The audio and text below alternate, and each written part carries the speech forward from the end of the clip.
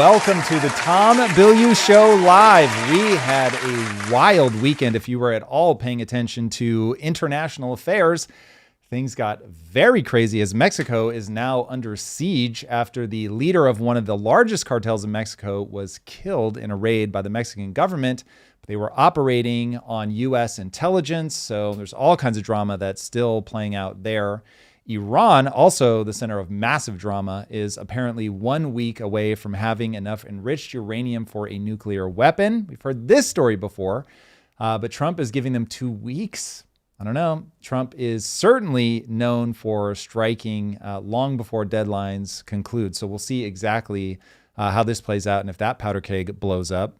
New York City Mayor Mamdani says you need 2 forms of ID to shovel snow, but 0 to vote. That's fun. America's ambassador to Israel, Mike Huckabee, says it's cool if Israel wants to take over the Middle East. No worries. That did not go over well with, the Middle East. And so they are clapping back. Bill Gates is indicted in the Netherlands for lying about the COVID vaccine. This one is going to be insane to watch because either one of the richest men in the world is going to get off, nothing to see here, and people will freak out, or one of the wealthiest people in the world is going to be indicted on an international stage for sucking the world into something very questionable. This one really is going to be insane to watch that unfold. Despite some of Trump's tariffs being declared unconstitutional by the Supreme Court, Trump is already imposing new tariffs under a new law, exactly as I said he would on Friday. So the refunds on that are going to get interesting to watch, but plenty of things happening in the world today, Drew. Turning on the TV and seeing Mexico smoldering was pretty wild. Sicario 3 is crazy. Like the practical effects they're using is wild. That is, I'm gonna see Benicio del Toro come out. It was bad. I just seen the gas station footage and I was like, oh, this is not real. This is AI. I was waiting for the community note. I was like, where's the community, guys? Yeah. Guys, seriously, where's the community note? Please let there be a community note right now. That's how I felt when it was old footage, but nonetheless, they were showing footage of they had a traitor or something to the organization tied to a tree, and then they lit him on fire with a flamethrower. And there was something so jarring about watching the guy. He's like trying to light the flamethrower and it won't light. And so he has to like reach forward and fiddle with something. And then it like sprays a bunch of flame on the ground. And he's like, oh, I got it. And he like, dude, it's like humans are capable of such horrors. It's really insane. So again, that footage was old for anybody. I'm not confused. I understand that. But just seeing all of the supercuts put together of people, things burning, gas stations being lit on fire, Costco's burning down. I mean, it's really, really crazy. If you guys haven't been watching, this one is worth paying attention to. They really are under siege from one of the largest and most dangerous drug cartels ever. After their leader, El Mencho, was killed by the Mexican government, and he had a little bit of help from the U.S., or they had a little bit of help from the U.S. Many analysts are saying that Mexico is now on the verge of civil war as the CJNG cartel is going on a rampage around the country. Within hours of his death yesterday, CJNG unleashed massive coordinated revenge attacks across more than a dozen Mexican states, including Jalisco, Colima, Nayarit, Tamaulipas, Guerrero, Baja California, and Tijuana. And there's a bunch more. Here are just some of the insane things that they've done so far. They've set up hundreds of roadblocks by burning hijacked civilian cars, buses, trucks, semis.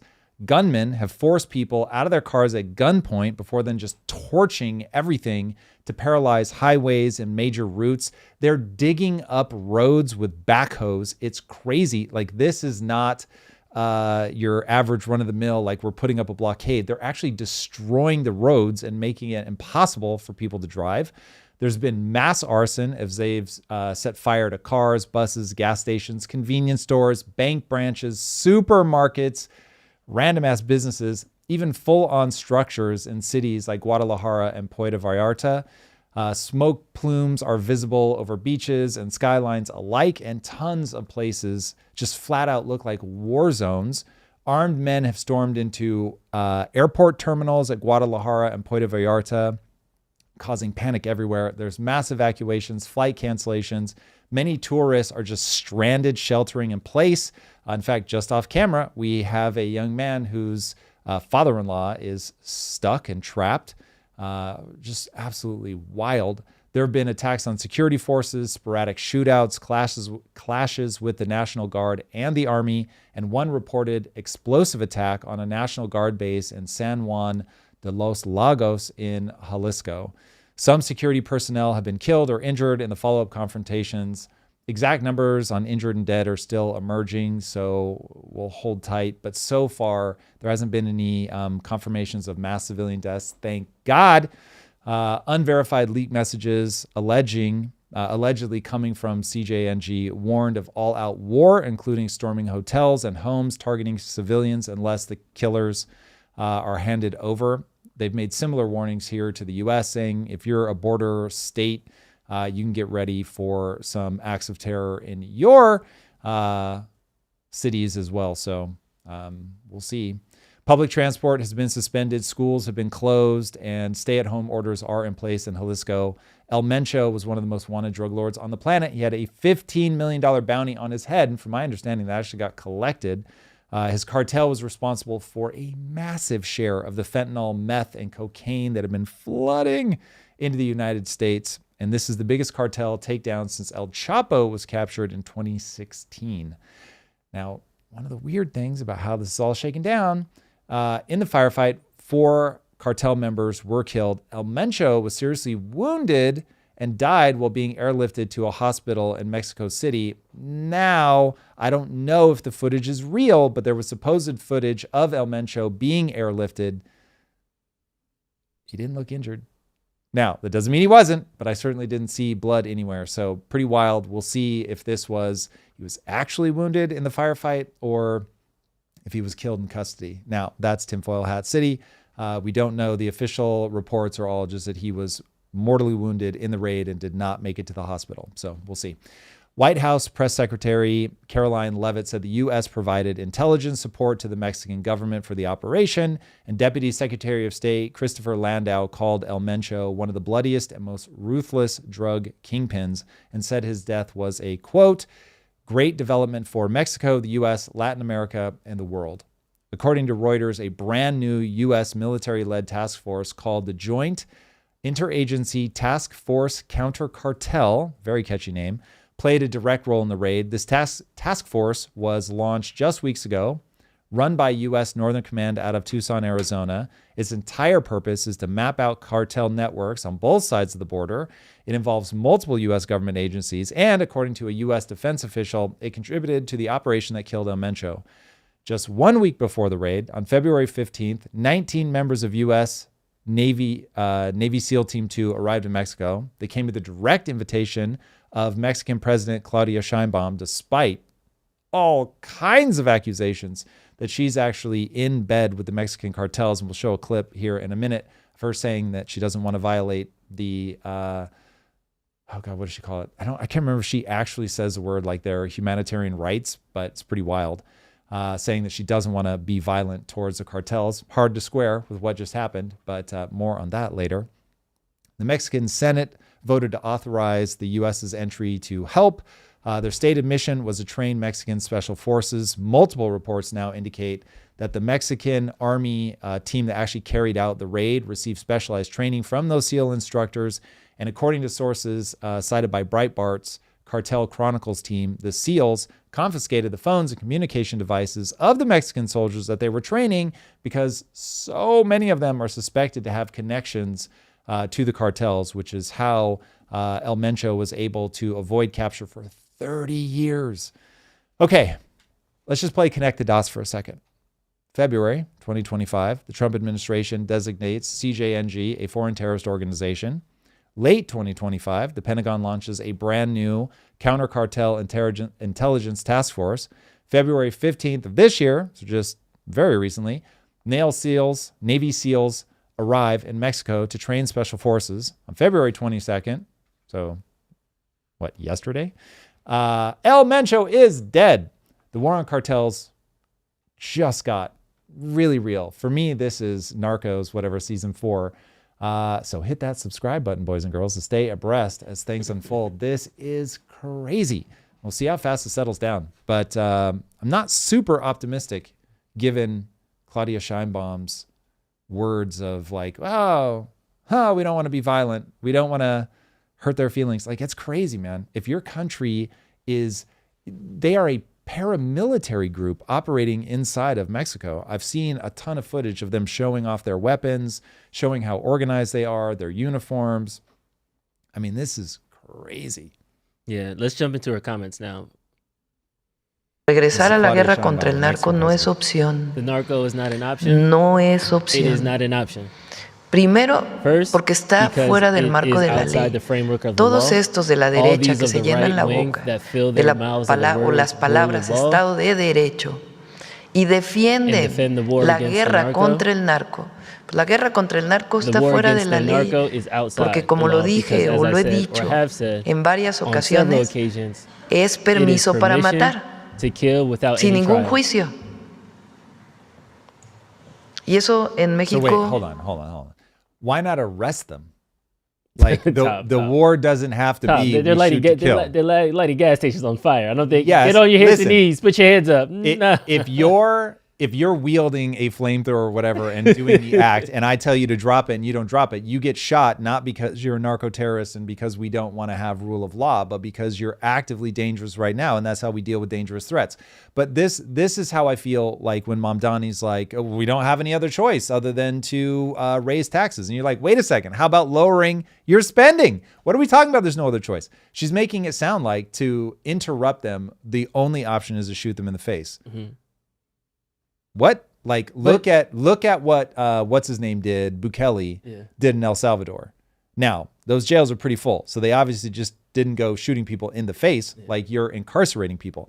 And I get it. There is all kinds of interconnected people that are linked to the cartels that are actually running the government. And so there is very problematic things to deal with there. But yeah, when people let politicians get away with like the absolute just bullshit of they're trying to narrow your options and make it seem like they're being completely reasonable. And look, they all do it. But oof. I'm split because on one side, yes, Bukele arrested a bunch of criminals, but I think the cartel in Mexico is the most notorious cartel in like the Americas. And as we can see, they're emboldened to do whatever they want. So I understand through the American lens, we could just do a raid on the house, like Training Day, and surround the house, and hey, everybody get your hands on your knees. But from the cartel's perspective, there's no jail, there's no other. Shoot, kill, or be killed. Period. There is no negotiations. This is a war with them.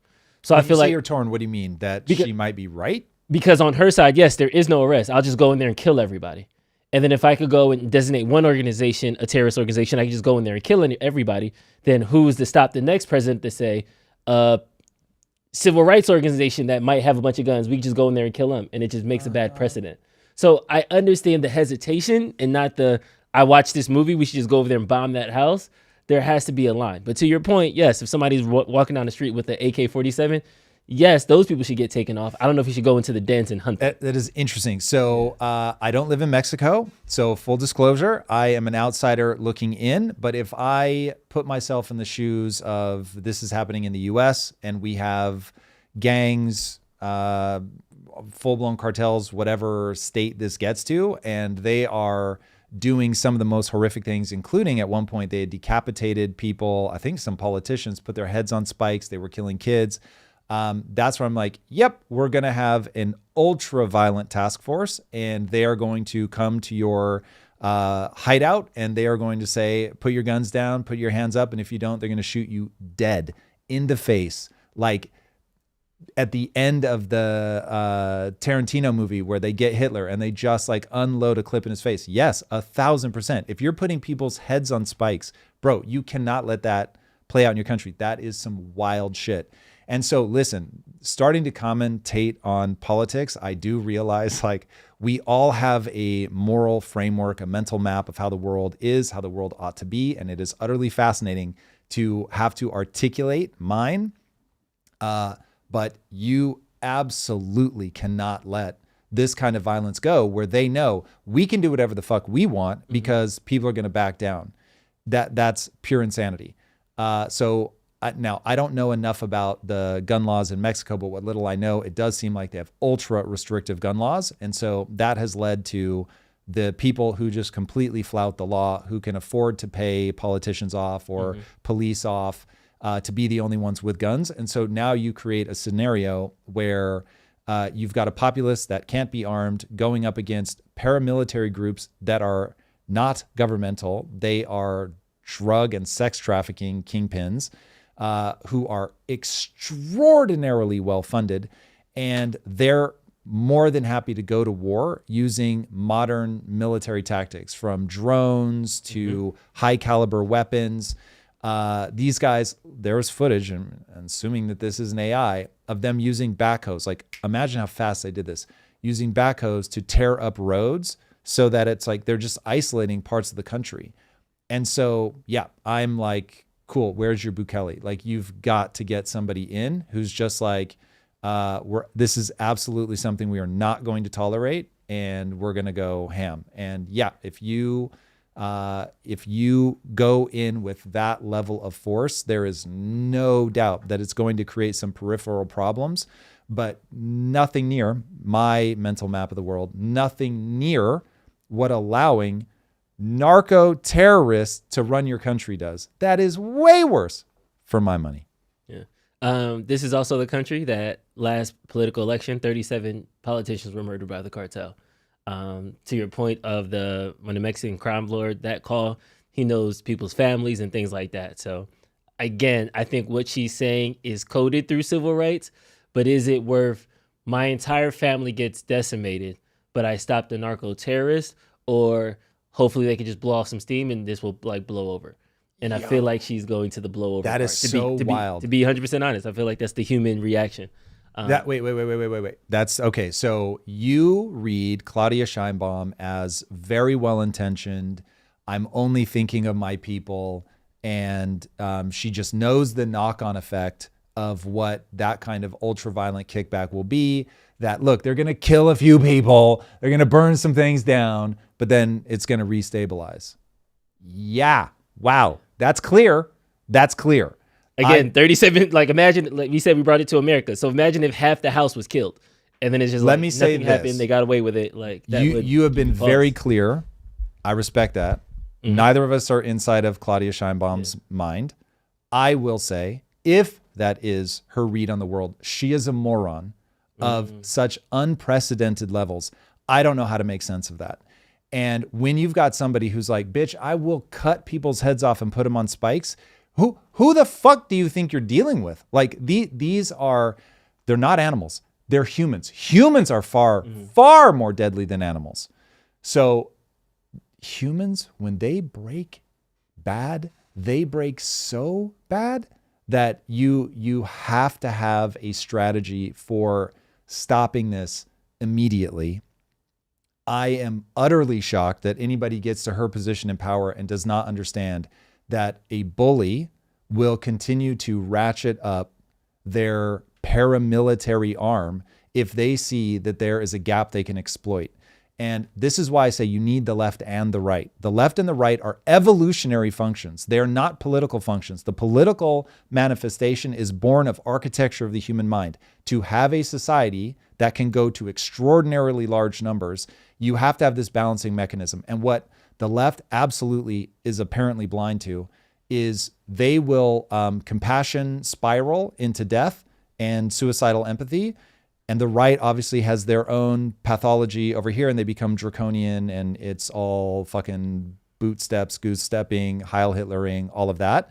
So I'm not saying that you can get away with one or the other. You need them both. So just as we need people that are compassionate as you fucking Bukele your way to victory so that you do restabilize, it is insane to me that somebody looks at this and goes, we have to be careful. We don't want to violate any of their rights. Like, Jesus Christ. Yes, you should do your best not to violate their rights for sure. But nobody has a right to torch everything, to indiscriminately take over freeways. This is so crazy. Like, I do not understand people that don't look at that and go, oh, okay, well, cool. We tried that and we've had however many decades of narco-terrorism in our country. It's not working. We need to do something new. Just to pull up in the chat, should Mexico go to war with the cartel? Some people are in there. Somebody said, Drew, you stand for nothing. I feel like it's not a stand for nothing. There's two ways to approach this situation. When we're looking at something like the cartel, historically, they have political figures, they have cops. You don't even have an army because half of the army that you will rile up to go get the cartels are parts of the cartel.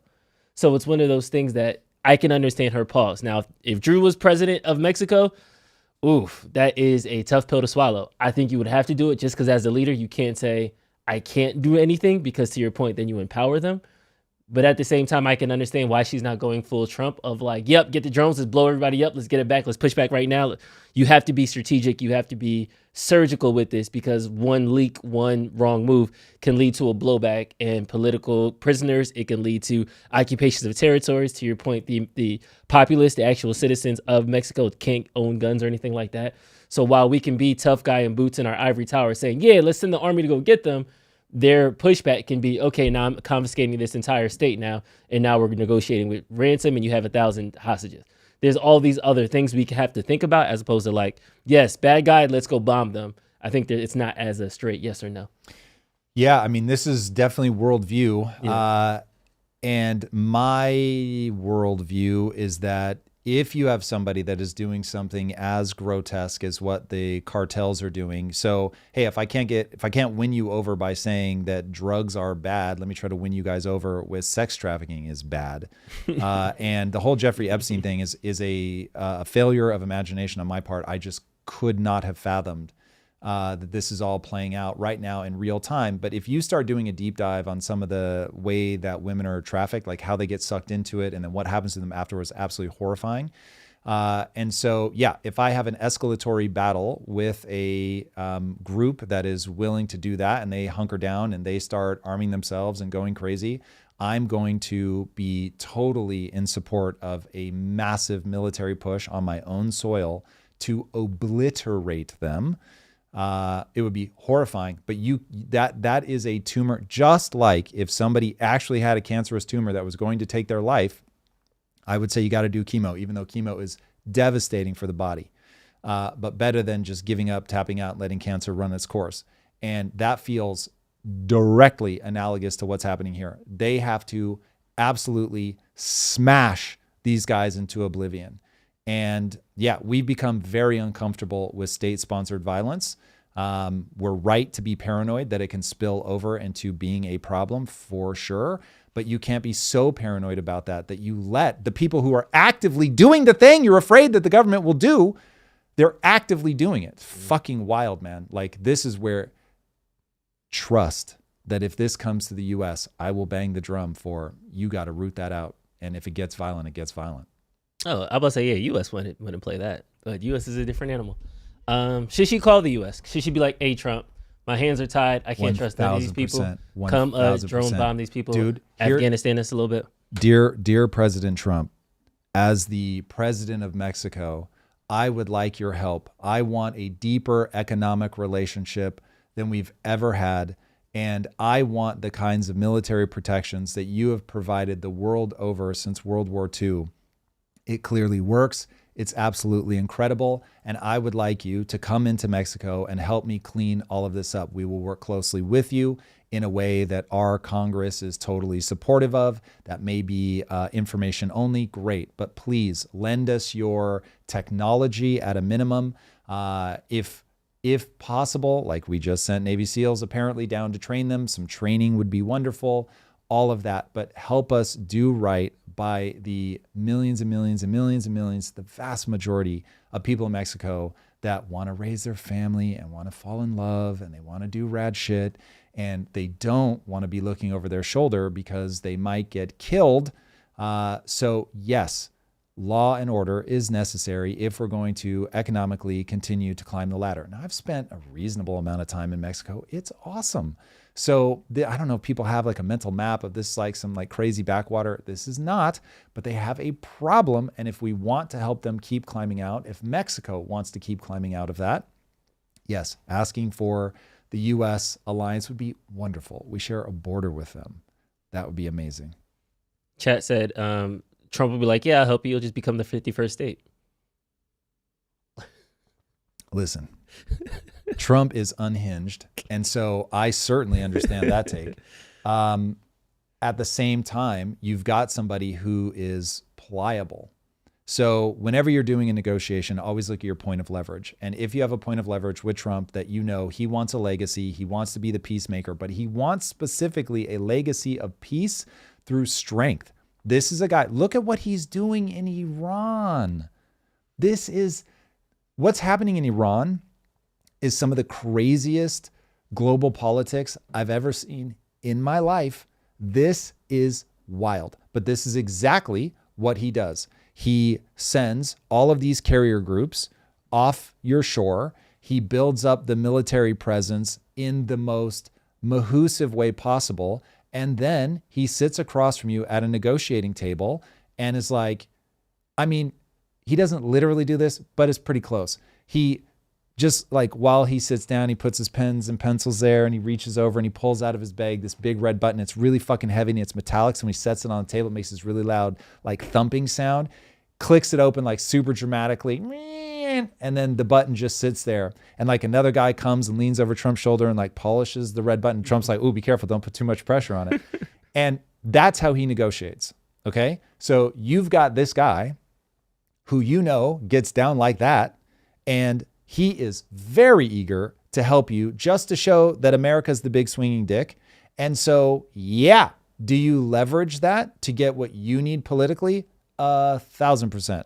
So that would be the wise strategy. Leverage his desire for that legacy, however bizarre it may be, to get the help that you need and want. For sure. And then you just say, ha ha ha, it's so cute that he says we'll be the 51st state. Obviously, we'd never do that. But we do love being an ally. We do love, by the way, Mexicans are North Americans. They're not Central. They're not South. They are North Americans. And so for them to be like, let's be a strong, united North America, fuck yeah, that would be dope. Or you could just name a resort after him, you know? Trump Tulum. He'll send you a couple drones for that. Like, that's all it takes. Yes. Speaking of Iran, though, let's jump over there because we sent everybody over there. Off. We sent everybody over there. Man, what is happening? The U.S. is clearly poised for a massive attack on Iran if negotiations don't go the way that our beloved Trump wants. Trump's special envoy, Steve Witkoff, claimed Iran is roughly a week away from having enough enriched uranium to build a bomb. Now, I'm a little skeptical. I won't lie, since we've been down this road before. This is exactly what caused the bombings that we did, last summer. But Witkoff confirmed on camera that he met also with Reza Pahlavi, who's the exiled son of the former Shah of Iran, at Trump's personal direction. Now, for context, Pahlavi has been publicly calling for regime change and positioning himself as a transitional leader if the current government falls. Why might that be? So the same envoy that's negotiating a nuclear deal is also meeting with the man who wants to replace the government that Witkoff is negotiating with. Now, Witkoff also said on Fox News that the president, Trump, is curious as to why Iran hasn't, this is a quote, capitulated. Now, that's not exactly the kind of talk you expect when two sides are supposedly negotiating. But welcome to the world when it is governed nakedly by pure power politics. And that's the era that we're living in. Right now, everybody is realizing that, oh, that's right, there is no parent. There's no adult in the room. It's literally just all of us. It's Russia, it's China, it's the US, it's Mexican drug cartels. It's just a bunch of people with a whole lot of weapons holding each other at bay with the threat of ultra violence. Now, both sides are talking tough, and each went on national television within hours of each other and basically told the world that they're ready for war if the other side does not blink, okay? That's the negotiation that's going on. These massive carrier strike groups, Iran talking big, supposedly days away from having nuclear weapons. Now, Iran's foreign minister went on CBS's Face the Nation and said, Iran's nuclear enrichment program is a matter of national dignity and pride. He said Iran developed this technology on their own, which, by the way, is true, paid for it with 20 years of sanctions, also true. They lost scientists to assassinations and survived a war over it. And he made it very clear that they're not giving it up. This is a red line. Now, he also went on to say a diplomatic solution is still within reach. We'll see about that. He said Iran is finalizing a draft counterproposal that could be ready in days. He said there are elements of a potential deal that could be better than the original Obama-era JCPOA. And he announced that he expects to meet Witkoff again this Thursday in Geneva for a third round of talks, which Oman's foreign minister confirmed just hours later is true. So you've got one side publicly using the word capitulate, basically surrender, give up, and meeting with exiled opposition leaders, and the other side saying this is about national dignity and they're not going to bow down. Those are the words Iran's president used on Saturday, but also saying, well, a deal is achievable and we're going to be putting a counterproposal on the table. Now, to really make this an unstable situation, the pressure inside of Iran is building from every direction. You've got university students in Tehran that are now holding fresh protests over the weekend. These are the first significant demonstrations since the government's brutal crackdown in January that killed thousands of students or thousands of protesters. It's unknown exactly how many, but nobody seems to be claiming that it's under thousands at this point. Students at Sharif University were reportedly chanting for the supreme leader's removal once again, which is so ballsy. Can we take a second to be very impressed? They just saw the slaughter of thousands of civilians that happened during the last protest, and now they're back out there protesting again. I'll just say, God bless the young. It's wild. I'm at this weird stage in my life where I'm not really young anymore. But I can still feel it. I still remember what it was like. And it really is a young man. The young are just not for play. So you need them, you want them, you celebrate when you see it. And so shout out to all of the Iranian students that are protesting for a better life. Axios reported on February 18th that there are no signs of a breakthrough in negotiations. Not what we want to hear. And so that's making military action look like the most likely outcome. Boo.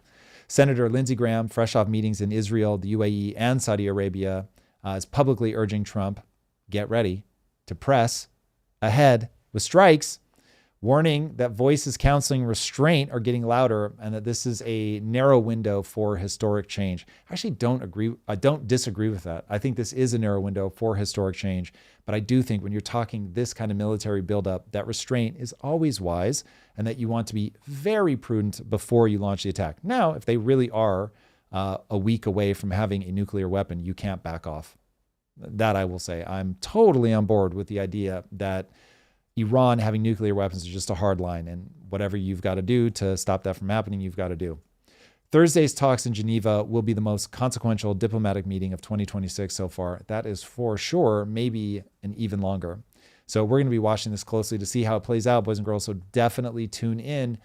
Yeah, this is important. How this one plays out, I think is going to echo for quite a while. There's the China connection. If we can actually get if we can get Iran to flip their regime by offering the kind of support and pressure that we're clearly doing so that the country can change from within, I think that that would be a huge deal for the Iranians in terms of being able to pull their country into the 21st century. And then also stability in the Middle East. It would just be radically different. I wasn't able to verify enough of this ahead of time, so it's rumor at this point, but it's rumored that there are countries within the Middle East that fully support regime change, that they actively want to see it happen, that they can feel an economically motivated Middle East on the other side of the current religiously destabilized Middle East that we have right now. And I don't expect everybody to agree with me on this, but I have said forever, since I first started talking about what was going on in Gaza, the only solution is economic. And we don't think of economics as something placed on people from the top down. This is the most fundamental thing to the way that humans operate for hundreds of thousands of years. If you want to understand it, God, this is going to be a weird example. I hope you can look past the sort of salaciousness of this and get to what I'm trying to point out is its architecture buried in the human mind. If you teach monkeys that grapes are a currency that can be exchanged, one of the first things that they exchange it for is sex. Like they just immediately, it is so deeply ingrained in us to go, oh, this thing is valuable. Cool. I'm going to trade it for something else. I got these red grapes, girl. Come through. I'm telling you, that's literally how it plays out. It's wild. It is wild. But I'm trying to, I say that because it ties how deeply embedded that structure is in the human mind to say, oh, I can turn my time into a thing of value that I will exchange for another thing of value. That is how our minds are built. And so once you understand that, you realize we've got these two competing architectural elements. You've got religion, which is how we organize in larger and larger groups, how we can bump into somebody that we've never met before. They show the same symbols. They believe in the same things. We can just immediately convey value systems super rapidly. So incredibly potent thing that has allowed humans to become humans. And then you have the other, which is we are economic units. And we are constantly figuring out how to turn our time into an abstract thing of value that can then be used as a currency to facilitate deep specialization in life. This other incredibly deep, incredibly foundational thing. And Iran is like this perfect collision. And what we have seen over and over and over is religion tends to lead to tribalism, whereas economics creates a system that now it facilitates inequality. That is absolutely the point. Let's be very clear about that. It only becomes a problem when that becomes what we'll call toxic inequality, which is a real thing that you have to do something to bastardize your system in order to get to toxic inequality. But nonetheless, if you can keep that in check, you create a system where people are maximally incentivized to innovate, to push, to work hard, to build things that the world wants so that they can capture more economic returns for their time.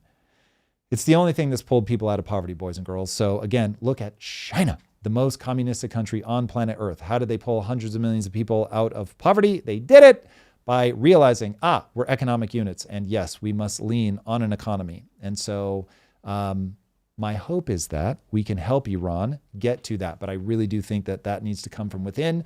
We're there to run support. And I really hope that we don't have to drop a whole bunch of bombs on them because they are headed towards nuclear weapons. We'll see. The China of it all is interesting because we have reports that China is actually providing Tehran with like live satellite images and stuff like that. So it seems like China's not at war with us, but they're giving intel to the person at war with us. So you're kind of at war with us. Yeah. Like there's not even a kind of. We are in a Cold War with China. This is Russia 2.0. This is what a Cold War looks like. They have chosen sides. They are very, it's very interesting to see how people map this kind of stuff. So you've got China, Russia, Iran all teamed up. I'm not sure. North Korea feels a little bit like a hanging Chad, but also they're a little too friendly with them. China said many times that they don't want humanitarian things on the table with like the UN and stuff like that. And they'll constantly veto things that they believe basically passes judgment on anybody's culture. So it's like, who are you to say that we can't put people in concentration camps? How dare you? So they then don't say that they have any beef with, if Tehran wants to rule by an iron fist, then, it is what it is. So seeing them group up is not too surprising, but it's certainly revelatory in terms of their moral standards and what they believe is right. So, yeah. But we are in a Cold War with China. Let there be no mistake about that. They are your adversary. They are no longer just your rival. I'm going to get to the markets next, but what do you think? Do you think we actually bombs on the ground attack? I'm not talking Venezuela in the heat of the night moment. Like, do you think we actually have boots on the ground, some type of like bombing or anything? You think this is just... So you're saying, if you're taking Venezuela off the table, I'm saying we don't do it. If you're leaving Venezuela on the table, which is exactly what I think they're going to do, I think they're going to go blow some stuff up. Yeah. If they know where Khomeini is, I think they would go in and try to snatch him up. I think part of why Trump has been so slow is I think he is absolutely rightly terrified about putting boots on the ground, doing something that then fucks up. And then he really does just look unhinged. It's hard to attack him when he goes in. Like, think about how little scandal there really has been that he went in and kidnapped the president of a sovereign nation. That's wild, but it worked so well. And there were no American casualties. Everyone was like, well, it's hard to get people mad. Yeah. So it's like, wait, are you saying my gas prices are going to go down and no Americans died and they used some cool technology that like sort of liquefied people's brain? Yeah, I'm cool. Yeah, let's go grab some other guys. Yeah. What are we doing? 100%. Get this thing down to 199 by the summer. Let's go. True. That is so cynical and accurate. I love everything about it. Yes, that is exactly, I think, what he's thinking. So he's obviously, I'm not a mind reader, but I love reading minds nonetheless. I think that Trump's math goes something like this. We want the people to rise up. We would rather they do this.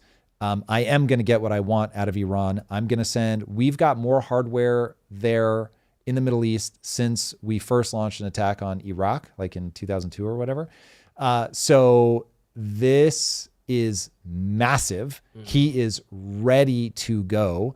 And he has shown, yeah, I don't do this stuff for a bluff, man. Like, bluffs only work if people also know that you're willing to play that card. And so, yeah, I think he's ready to play the card, but he's not going to put boots on the ground. That would be insanity, as you can get sucked in. And the drumbeat going into the midterms would just be, this is Iraq 2.0. So if you've got boots on the ground, that is all they're going to say over and over and over and over and over and over and over, that this is expensive. We're money printing. This is their version of socialism, and they wouldn't be wrong. And so it's like, yeah, this would be, that would be a catastrophic mistake. It'd be way too risky. Yeah. Poly market is heating up right now. The highest volume is 37 million. Says we're going to have a strike by February 28th, 19% chance. And then the one with the greatest percent chance, 73% of people saying it's going to happen at least before December 31st, 67% saying before June 30th. Wow, but look at that June 30th one. The volume of it is crazy. The volume on that March 31st is at 14 as well, so that's kind of heating up too. So they're people are speculating. Yeah. I don't know. It makes sense on paper, but again, Iran been a nuclear bomb away a week away from a nuclear bomb since 1993. And we just did a victory lap like, yeah, B-52, we killed their whole nuclear program. They're going to have to start over. They're going back to the Stone Ages. Yep. Trump was high-fiving Higgs said they were doing push-ups, and then now it's like, oh, yeah, they're back a week away. We need to go bomb them again. So I just feel like, I don't know. Here's it. So Iran is making it clear that they are pursuing nuclear enrichment. So there's no reason to believe that part is a lie. Now, the week away from, I think Iran is in a weird position because if their own people believe that they're a week away, they're going to like button it up, tuck it in. They're going to be way less like cocky that we can overthrow these guys. So that if you say you are, then you invite the attack. But if you say you're not, then you are weak and you're now poised to have a whole bunch of people coming after you. So that's tough. Now, I think that that politicians will say whatever they think will catch fire in your mind, and truth be damned. Like, I lived through the weapons of mass destruction thing, and that clearly was just, it's a lie. We're just going to repeat it enough that people know what to say at a cocktail party when someone's coming at them. And so it's like, that feels like the week away from nuclear weapons is just that. Just repeat it enough.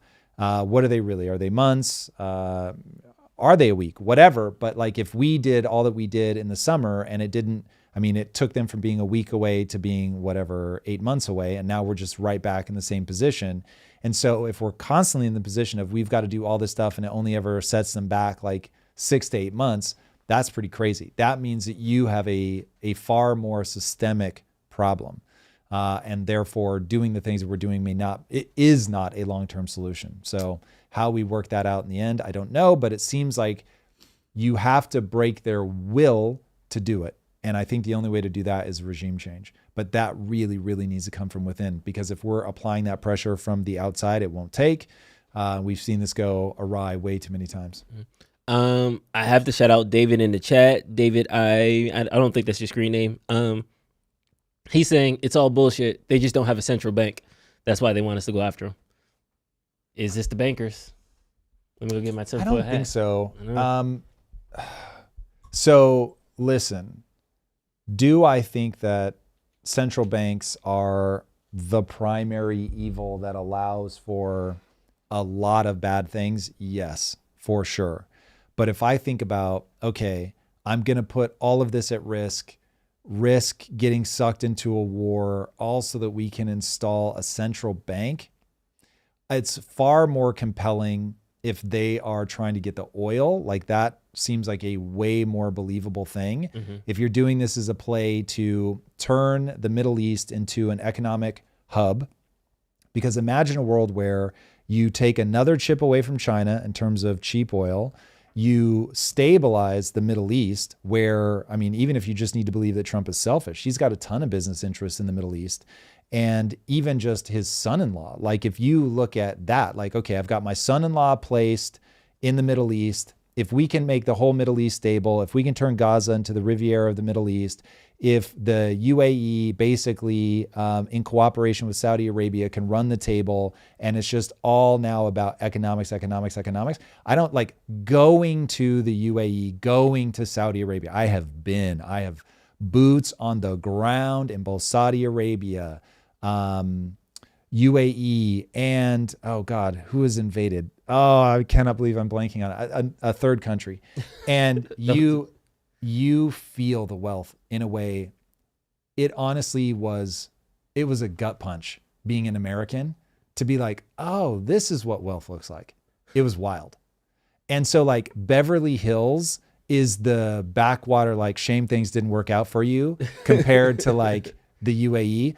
When you go through the airport in Dubai, it's like, holy bejesus, it's unreal. I was taking photos of the airport, just like, whoa. It was pretty crazy. And so if you're Trump and you're thinking, cool, I've got my installed base and Jared Kushner in there, they are, like, I forget the number. It's something like 7 out of the 10 largest private equity firms are in the UAE. So coming out of Abu Dhabi and Dubai, unreal. So in terms of the accumulation of the world's wealth, people just have their eye there. And so if you're like, man, fucking Iran, will you stop fucking everything up? And so you're just like, all right, let's get their oil. Let's fucking get somebody in there that will turn these guys into an investment hub. Let's get this whole place going. Forget all this theocracy bullshit. Yeah. Like, this is going to be the place. And colonize it. In fact, yes. Okay. So Drew, let me paint a picture for you. This is meant to be horrifying, but just honest. Mm-hmm. This is going to get clipped out of context. I'm going to say it. Okay. So what was Hitler's pitch? Hitler's pitch was Ukraine becomes our Wild West. America is doing as well as it is because it's just expanding west, and there's so many resources and all that, and plus just land. Like, people can go effectively for free, get a homestead, incredible. It's given the Americans like this spirit about them that's incredible. There's so much hope, and it's just they're a revived nation. We're going to do the same for Germany. We're just going to take over Russia, Ukraine, and the Germans are going to be able to spill over and get their homesteads and all of that in Ukraine. It's going to be amazing. Middle East. If you can take it from just dry fucking desert and you just pour wealth, irrigation, grab all the oil, and you go, okay, here's what we're going to do with the oil. We're going to transform this whole place into this gigantic economic tourism hub. If you don't believe me, look at some of the bets that Saudi Arabia is making. So many of them are based on tourism and getting people there. Mr. Beast Amusement Park.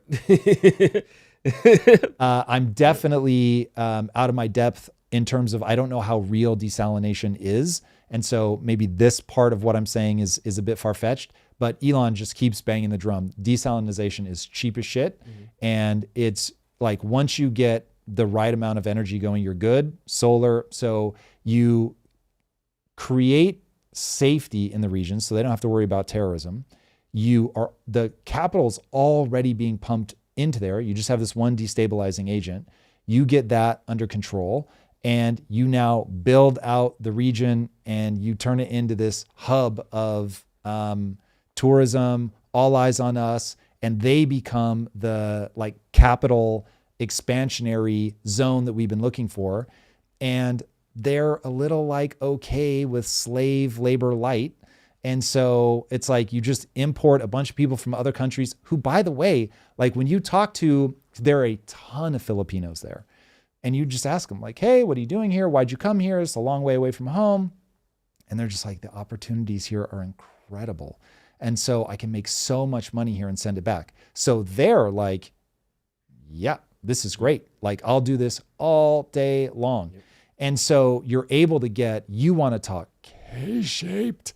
Like you've got the people at the tippy top, ultra wealthy. And then you've got people who are like, for them, it's way better than where they were. Mm-hmm. And so they go there, but they're at the bottom of the K-shape. They're perfectly happy to be there, sending money back now home. They're in the upper K of their respective economies. Correct. So it is, again, this is not me going to bat for this. No, but I'm sure people are going to say that that's what it is. And it is, you get why, this isn't about a central bank. This is about maybe something more crazy. The bankers are still getting their cut, though. We can't act like the bankers are. Bankers run the world, full stop, so they're end of getting story. their cut. But to your point, Trump is like, all right, I'll get the oil, and Kushner's going to have all his name on the paperwork. I'm going to get that money anyway. It's coming back to the house. So Trump's going to get paid on both sides. America's going to love him, and his coffers are going to get stuffed. And then the central bank now is like, oh, you guys need a loan? I could help you. Like, yes. Like, come on. And let me give one more piece of this puzzle to see if I can bring this all home. I think if you map Trump as doing that which enriches him, you are directionally correct, but you're missing a piece. Mm-hmm. There's a world that he wants to live in, and he's trying to make that world come true. And that world is stable, safe, America first, and real economic prosperity. And so, like, it's not just kleptocratic. I won't say that there isn't some kleptocracy in the mix, but it isn't just kleptocratic. So, I mean, we'll see. But he's clearly planting trees under whose shade he will never know, right? I mean, this is a guy in his 80s. Yeah. So, or almost. So, yeah. Cool. All right, let's jump into those super chats. Let's do it. LeBlanc started us off right again with good morning, everyone. Make sure to have a beautiful and wonderful day. Right back at you. Right back at you, man. And what a joyous thing this has become that you do that so frequently. So thank you, man. And Shaq Power 678 said, good morning, Tom and Drew. Not sure if you're interested in studying the cartel deeper. If so, I would recommend interviewing Victor Galarza from the Vigilance Project. If so, happy to introduce. If not, that's fine too. It's very kind. I don't know him, so we'll have to look him up. But always appreciate guest suggestions. So thank you, guys. And from Marco Cano, hey, Tom, the U.S. was in Afghanistan for 20 years, and they still lost the war to an invisible enemy. Mm-hmm. Bukele went and grabbed every idiot that marked themselves with tattoos. Do you want Mexico to be like Afghanistan? Wow, I'm having a hard time putting those two things together. So I'm not sure the Bukele Afghanistan thing. So do I want Iran to be like Afghanistan? Was that the direct question? This is going back to Mexico. Oh, do I want Mexico to be like Afghanistan? Yes. Again, no. That's the nice, easy answer. I think the point was we went into Afghanistan thinking it would be easy, and then it was 20 years of nothingness. Yes. Cartel was a more formidable adversary than Al Qaeda was. Okay, let me speed run what I hear here. We may have very different understandings of who the invisible enemy was in Afghanistan. I would say the invisible enemy is a culture that is perfectly happy with their religious beliefs. They are a herding culture, which, man, I know this is like a landmine. But they're a herding honor culture who they are culture-wide not exactly thrilled to see women get educated as for example. And so you put all of that together, and they don't want Western democracy en masse. So I don't even think you were getting the kind of pressure from women to get educated and get out from under that culture that you might expect. And so, yes, when you try to push your culture down from the top, it's not going to work. And so That was a fool's errand. I don't think we adequately understand the culture of Afghanistan. I would say that the culture of Mexico is far more like American culture than it is like Afghanistan culture, Afghani culture. So I don't have those same fears. In terms of how Bukele fits in the mix, that part I'm not tracking. That maybe just too much indiscriminate locking people up somehow make you Afghanistan. I don't know. That part I don't understand. But yeah, culturally, I think we are far more likely to understand Mexico than we are to understand Afghanistan, though clearly Mexico has their own unique culture. It is not American. But I would say if it isn't full-blown West, it is certainly West adjacent.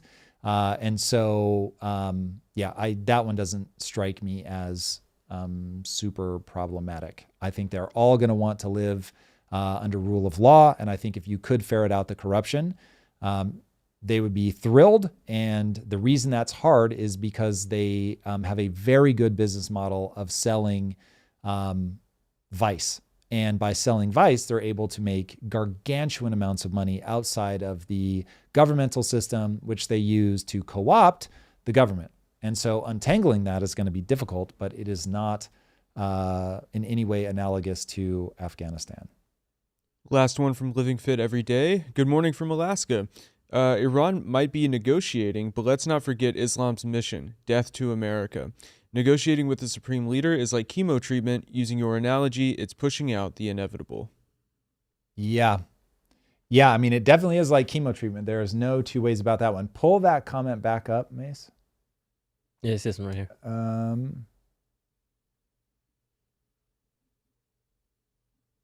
Yeah. Trying to make it bigger. Thank you. Yeah, it really could be that there's no two ways about this moment is going to happen no matter what. It's just a question of now or later. We'll see. The death to America, is that my main concern? That is not my main concern. They will escalate, but my main concern for Iran is in the Middle East. I think that is going to be where this all plays out. And so the question becomes, does taking out because I don't want us to take out their leadership, but would a flip of Iran's leadership weaken China? Yes. Would it put us in a better position in terms of the global war on terror? Yes. Would we likely get a government? Well, let's say in the event that we get a government that is pro-America, it will also help us out with energy costs, sanctions, things like that, which then further helps us with China. So we have a lot of reasons to want to see this play out before we have to worry about them actually striking on American soil. I think that's a way, way, way off into the future problem. Ask you a question. Just because of their ability to hit us. They could hit military bases, but they're not going to hit us up close. So anyway, while I agree that that's a problem and that they say that stuff, that's not the thing that drives my thinking around Iran, nor do I think it drives Trump's thinking, even though it may be the thing that they talk about to get the populace behind the idea. But I don't think that's the driving force. To your point of he's trying to create this like economic utopia in the middle of the Middle East to make it like this new population. Do you think that's why we're so focused on Iran? We can completely transform it, get economic benefits, and that weakens China simultaneously? When you realize how small the world really is, and you understand we're going up against a very small number of adversaries, their relationships are not only knowable, they're known, and you start looking at all the pieces on the chessboard, and you've got one of your strongest allies, Israel, saying, hey, these guys are all that matter, and if they get a nuclear weapon, they're going to blow us up, so help us out. And you're like, ah, damn, like we do get a lot from Israel, both things that we talk about, things that we don't. Israel's a huge lobbying group in the US. I am hyper aware of how much people hate Israel. A lot of people hate Israel, but nonetheless, they are an ally of ours. I think that there is a reason that Israel has allies all over the world, and my instinct is it's money and it is intelligence, and that I have a feeling from a technological standpoint that they provide the best intelligence. Now, I don't know that. I don't have any inside information, but when you tell me that these fucking guys ran a pager company for like a decade so that one day they might blow the nuts off some that Hamas story people. Completely changed it, bro. That changed the game. Well, so hold on. So if you really want to have your eyes open to Israel, read the book Rise Early and Kill First. I think that's the exact title, but somebody check me. It's something almost like that. So there's a Bible verse that says, what do you do when a man is coming to kill you? You rise early and kill him first.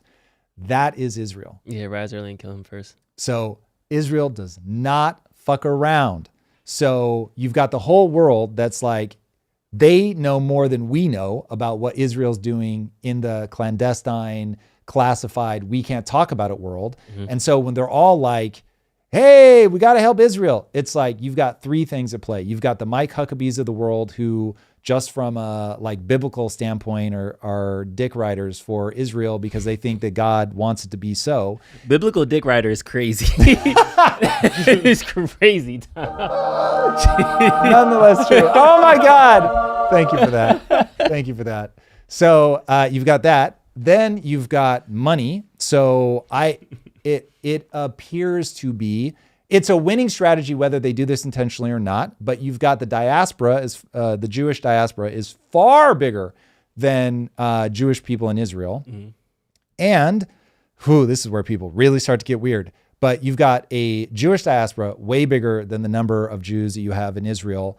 And if it's true, you've got the Ashkenazi Jews that have a standard deviation higher IQ. So they go, okay, well, we just sort of get how the world works. We've got a higher IQ. And so they, in their diaspora, do two things. They are very cloistered, so they help Jews before they help anybody else. Not all of them. Obviously, this is just like the culture bell curve and shit. And there's going to be people that are Jewish that could not give a fuck and feel completely on the outside of Jewish culture. For sure, for sure. But if you want to know why these patterns in history repeat, so you've got Jews, some of them standard deviation, higher IQ, allegedly. And then if you really understand how the world works, where do you go, Drew? To the guy with the higher standard deviation. You go to the money. Oh, you go to the money. If you understand how the world works, the thing you understand is we are all economic units. Money makes the world go round because it's a great facilitator. And so now you're a diaspora, you spread all over the world, and you're like, hey, let's go into finance. You fucking dominate in finance. So now you fucking making money hand over fucking fist, and everything works on money, most especially politics. And so you go into making sure that you're greasing the wheels politically, legally, let's assume. And so now it's like you've got the money to your will be done. And so you do this stuff. And now we have this world where you got a whole lot of people that are like, I'll keep making donations to your thing, but you got to vote for a candidate that's pro-Israel. You put that on the back of the religious stuff and the fact that they're an ally to so many countries.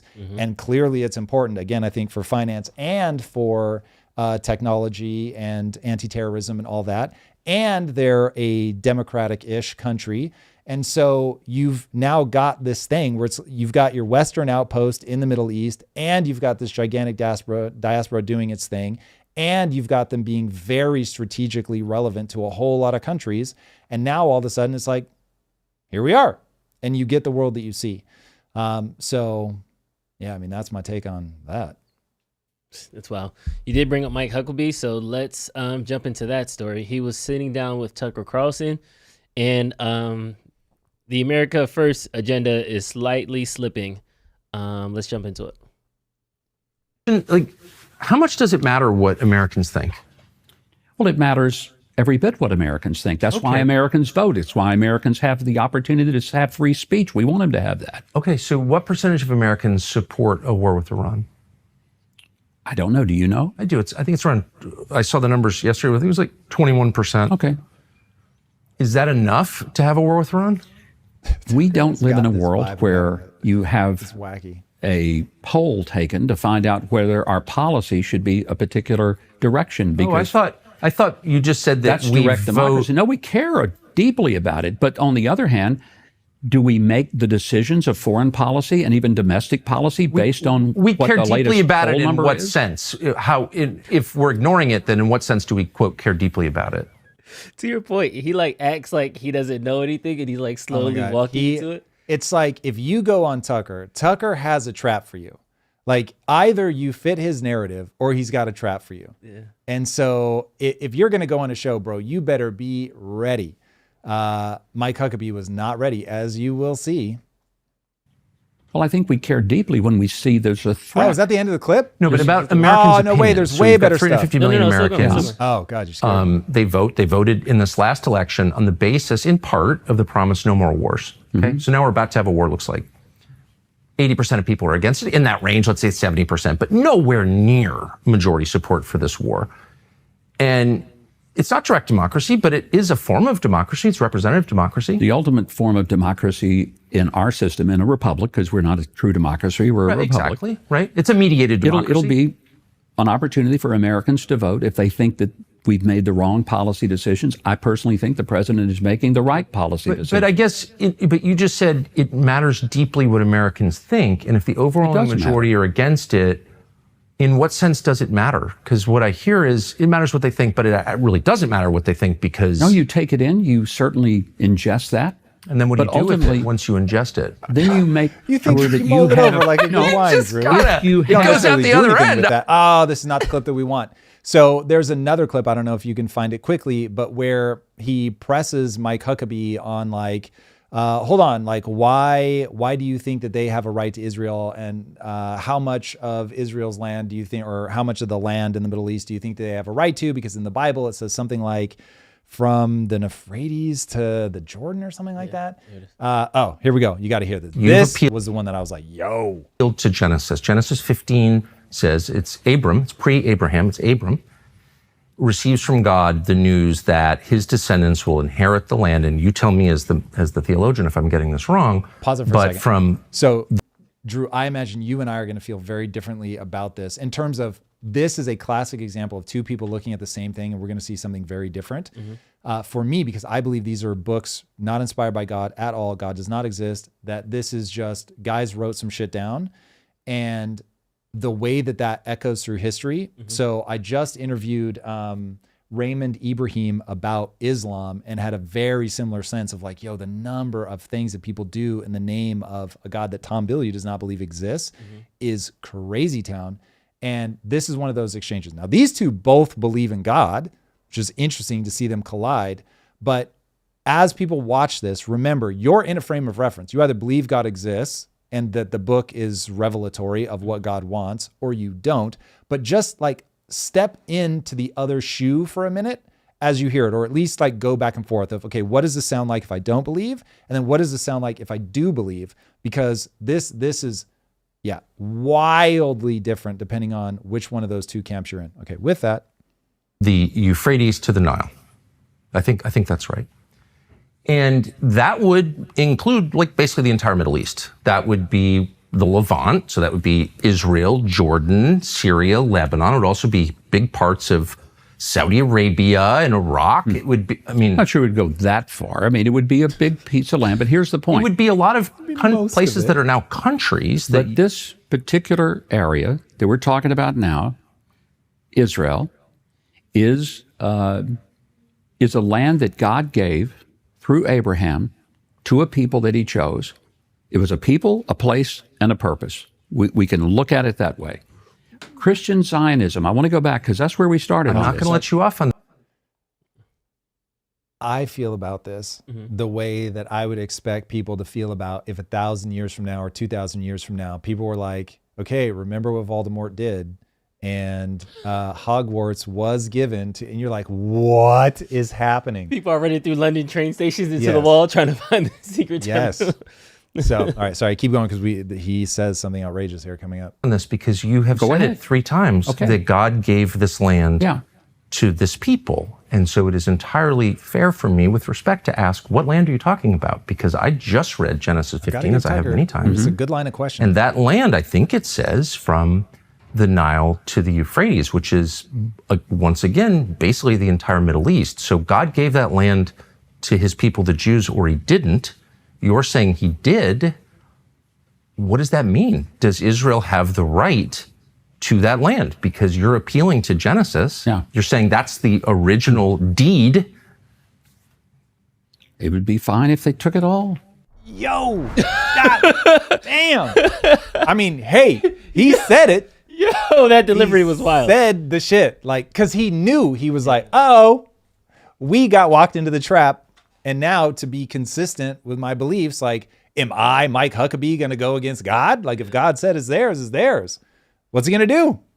What's he going to do? That is wild. I watched that clip and was like, oh, okay, damn. It's hilarious to me though, because everybody wants to quote Genesis, but they don't want to quote anything else in the Old Testament. And right after Genesis is Deuteronomy, and through Exodus and then Deuteronomy. In Deuteronomy, that's where God comes down and tells all the laws for the Jewish people. Mm-hmm. And one of the laws is you can't wear mixed clothing. So you can't wear like a polyester shirt. Right. You can't eat bottom feeders. You're not supposed to eat pork. That's why that's where a lot of the Jewish customs come for kosher and stuff like that. So it's interesting to me that we say, well, in Genesis, God said this, so this must be true. But let's skip the rest of the Old Testament and the New Testament and the other part of the Bible where he talks about all the other things that would invalidate that notion. Yup. And I think, so as a person that believes in God, I know the one thing that I have to deal with is there are a lot of people who read sections of the Bible, use it to control a sector of people, mm-hmm. and they use that to operate and live off of, and they profit off of them, and they make a fantastic living over using this Bible to manipulate these groups of people. That's my North Star. I have to deal with that. But just like we go to any other political institution, there's people in the Senate, White House, wherever, that uses the Constitution, a small part of the Constitution, to go to the secular people and do the same thing. They're trying to enrich themselves. They use their information to insider trade themselves into millions. I've never seen a broke president. No president in the history of America has gone into the White House and left poorer. It's actually not true. But in the modern era, it is absolutely true. But somebody did a breakdown of like the number of presidents that like went broke after spending their own money and shit. Is pretty crazy. Okay, but I'll give you that. In the last, say, 50 years. Yeah, I'll concede. But like, I'm going back to Bush 1. I've seen like everybody comes out and they get a bag. No doubt. And yes, there are Catholic priests who are pedos and they got covered up because of sin. And there's people who have talked to pulpits and they were touching little girls. And there's a whole bunch of dirty ickiness in all of this. So by no means am I saying because this is wrong or just because it's about Israel, Bible people are wrong, or atheists were right, or nothing like that. There is a spectrum of thought that we should have around this topic. However, to bring it back to Mike Huckabee, again, it's very interesting that you start at the beginning. That's like if I were to say, the Constitution says I get a Second Amendment, so I should be able to shoot everybody. Right. And then I don't read anything else. I don't care about voting rights. I don't care about women. I don't care about nothing else. It's just, you said I have a gun, right? So I can militia some stuff. So I want to militia this office right now. Right. Tom, I need a raise. Give me a gun. I'm going to take, it's just going to keep happening that way. We would say, this is stupid. You have to go through the whole document. You have to, but when it comes to the Bible, it's like, oh, okay, you read that one part at the very beginning.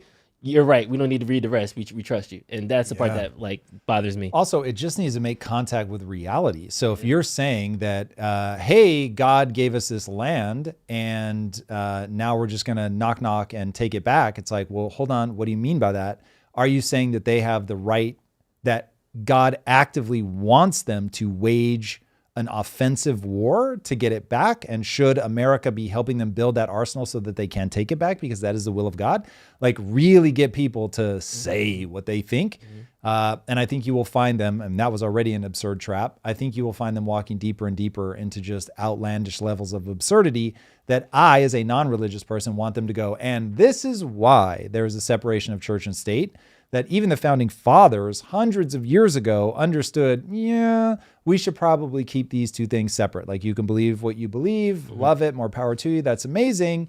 But here on earth, in the here and now, we need a structure that is congruent with the universal laws of man, if you will. Because first of all, there are many readings of a single religion. Plus there are a lot of other religions that just whole cloth like throw this idea out. And so let's just keep these two things separate. And so when I see somebody in the government leading with the religious stuff, I'm just like, man, this is no bueno. And I think that's why I like James Tellerico so much in Texas, where he's a practicing Christian. He goes to church and all these things, but he was one of the members in the Texas Senate that voted against putting the 10 Commandments in every classroom. Because he was like, if I'm pushing my religion off you, that's not love. That's the exact opposite of what I'm taught to do. So again, when we're saying I'm religious, so let me go bomb that country, you're skip. That doesn't make sense. Those are incompatible thoughts. you're skipping over some things in order to get to that. And I think, to your point, we're just using it to manipulate, or like we're trying to use it to control the state when it was never enacted to control the state. Jesus didn't come down and say, all right, Caesar, watch out, I'm gonna take over this thing. Like, he didn't interact with the government at all. When he was actually standing trial, he didn't even say anything. So that's kind of the thing that we need to kind of focus on versus this other manipulation that's happening. In the greater scheme of things, though, Mike Huckabee definitely got his foot in his mouth. I want to start with the other nations, because this was hilarious, because when he said, I guess they can take it all, Jordan, UAE, Saudi Arabia, Egypt, Turkey, Indonesia, Qatar, Lebanon, Kuwait, Pakistan, Bahrain, Oman, Palestine, and Syria. These are all the countries that he said they could just take it. Plus the OIC, Arab Lib, and the Gulf states. They all wrote a joint statement against condemning what Mike Huckabee said, and they kind of went like he's receiving well-deserved backlash for it. Yeah. You can't just say Israel could just take my country and shrug your shoulders. Like that was wild. So crazy. And by the way, Kuwait was the other country in the Middle East that I've been to. Oh, got it. And then this was his statement. I feel like I wanted Thomas Massey and be like, congratulations, or I'm sorry, but I'm not reading all that. I'm not reading all that. The punchline is actually pretty interesting, so I'll summarize it. It goes something like, Tucker, because one of the things we haven't shown yet, which is really what his tweet goes to, is that Tucker came on the attack talking about the DNA connection that Jews in Israel have to the native land, and that he was putting forth the hypothesis that there are basically Jews are European and that they have no right to that land whatsoever. And Mike Huckabee is saying, well, one thing that I didn't think to say that I should have said is that the Ashkenazi Jews, which I do believe are of European descent, make up 30 to 40% of the population, and the sporadic and Sephardic Jews make up and Mizrahi make up the majority, and they do have ancestry that tracks back. And what I will say to that is, you cannot trace back Tom Bilyeu's ancestry to America, and yet I shan't be giving up this land. And this is where people need to understand that this is all bullshit. This is all a distraction. This is not how the world works. So however they came to be, and people can debate this as much as they want, to me, it is just completely irrelevant. However they came to be in possession of that land, they are now in possession of that land. And if you want to take it, you're going to have to fight for it. It's just really that fucking simple. You live in a world where naked power rules the day. Now, people will use power of all sorts. They will use economic, they will use military, they will use political, they'll use everything at their disposal. And if you want to supplant them, you're going to have to win in that fight. And just that is what it is. And so all of the messaging bullshit is like a totally different form of warfare that is really being waged to control the minds of the people, to either demoralize or to get them riled up and ready to fight. One of the things I didn't say when we were talking in the last segment is that one of the ways that religion is actually really useful is if you're trying to get your people to go attack another country, make it about religion. There is a reason that our current Secretary of War has some big ass Christian tattoos on him. And whether it's he just is really a believer and is like, this is exactly what God wants me to do. He wants me to be strong. He wants me to be aggressive, et cetera, et cetera. It is a great way to get somebody to wake up, be disciplined, work hard, become strong, all of that, become militant, to go out to, proselytize with or without the sword. And so people have been using religion to carry that water for a very, very long time. And so, let us not lose sight of all of that. And so when you look at whether there is a DNA tied to the region or not, to me, that's really of little consequence. It's completely irrelevant. They are there. If you look, by the way, at the history of how Jews ended up taking over the land that is now Israel, it is a masterclass on how to go in and go, we've got a weakly organized group here. We're going to come in first with immigration, and we're just going to immigrate, and go from not mattering at all politically to being the dominant political class. And this is exactly what you see with Islam right now all over the place. Mm-hmm. And Islam is running the same playbook. And it's like, okay, well, a lot of people seem to be pretty unhappy that the Jews ran this strategy in Israel. And so how do those same people feel about any group going into any other area and running a very similar playbook where first we don't matter at all politically, and then we immigrate. Look at the UK if you think I'm crazy. And we just start getting elected to political office. We become politically impossible to ignore. And then you can basically just run the table. And so it's like, man, I'm not passing judgment one way or the other. I'm saying this just is what happens. It is a very high utility strategy. And then whether people decide that they're going to push back or not, but once people get in control, now it's a game of power. And if they've got a military, you got to be able to beat them. So I don't give a fuck. Like if somebody can trace back their lineage, it's not like they're going to go, oh yeah, Bibi Netanyahu, fake name. That's a stage name. His real name is like a super European sounding, I think it's Polish, if I'm not mistaken. And so it's like, he doesn't belong here. Now what? Yeah. It's like, you really think they're gonna be like, oh, dude, guys, sorry, our bad. We're just gonna peace out. Fuck that. They're gonna be like, come and take it if you can. So, well, actually what they're gonna do is they're gonna talk about how there's a bunch of Sephardic Jews that do belong in the region, which is just a dumb argument. You just say, we are Israel, we're here, and this is what we stand for, this is what we're gonna do. But it's so mixed in with religion, it gets tough. Well, in news of other people in hot water internationally, we have a super chat on this one though. On this one? Yeah, we can take it. From Marusha Dark, Israel-Palestine is a religious war. If it was just about defense and a home, we could move all the Jews or the Palestinians to Idaho. But each side thinks God gave them that particular territory. They're medieval cults. Yep, that's a big part of it. That's not the only part of it, but that is a big part of it. That is part of what keeps this going on. It's weird though when you say we could all move them to Idaho. Like, what if I picked you up, Marusha, and said, "Okay, I'm just gonna move you to the West Bumbles of France because that's your new home now." You're not gonna be like, "Yes, let's go. I'm excited to like." I don't know. I think what he's saying is, if this weren't a cultural problem, you could just put them anywhere, and it's culture that ultimately creates a problem. Now that's me projecting my frame of reference because from that perspective, he's right in the sense that if they weren't incensed about losing, like, this is my home, whether your home is Detroit or a place that God gave you, it's like, well, this is where I grew up, this is where I raised my kids, the landmarks matter to me, and so I don't want anybody to forcibly remove me somewhere. But if that's what he means in terms of culture, religion, like, becomes a very big part of the equation, he's right. But you're also right that there's a second part of this equation, which is nobody wants to be moved. Yeah, like, I don't think anybody wants to. And that's no shade to the Idaho people, but like, you can't just pluck one person, bring them over to a new continent and drop them somewhere and be like, yeah, you'll be fine. Yeah. Like, I don't know. Yeah. Let's talk about Bill Gates. So this is interesting. I'll let RFK talk it, and then you can kind of ground us in what's going on. Well, there was something else, another article about Bill Gates that came out today that said he's just been indicted.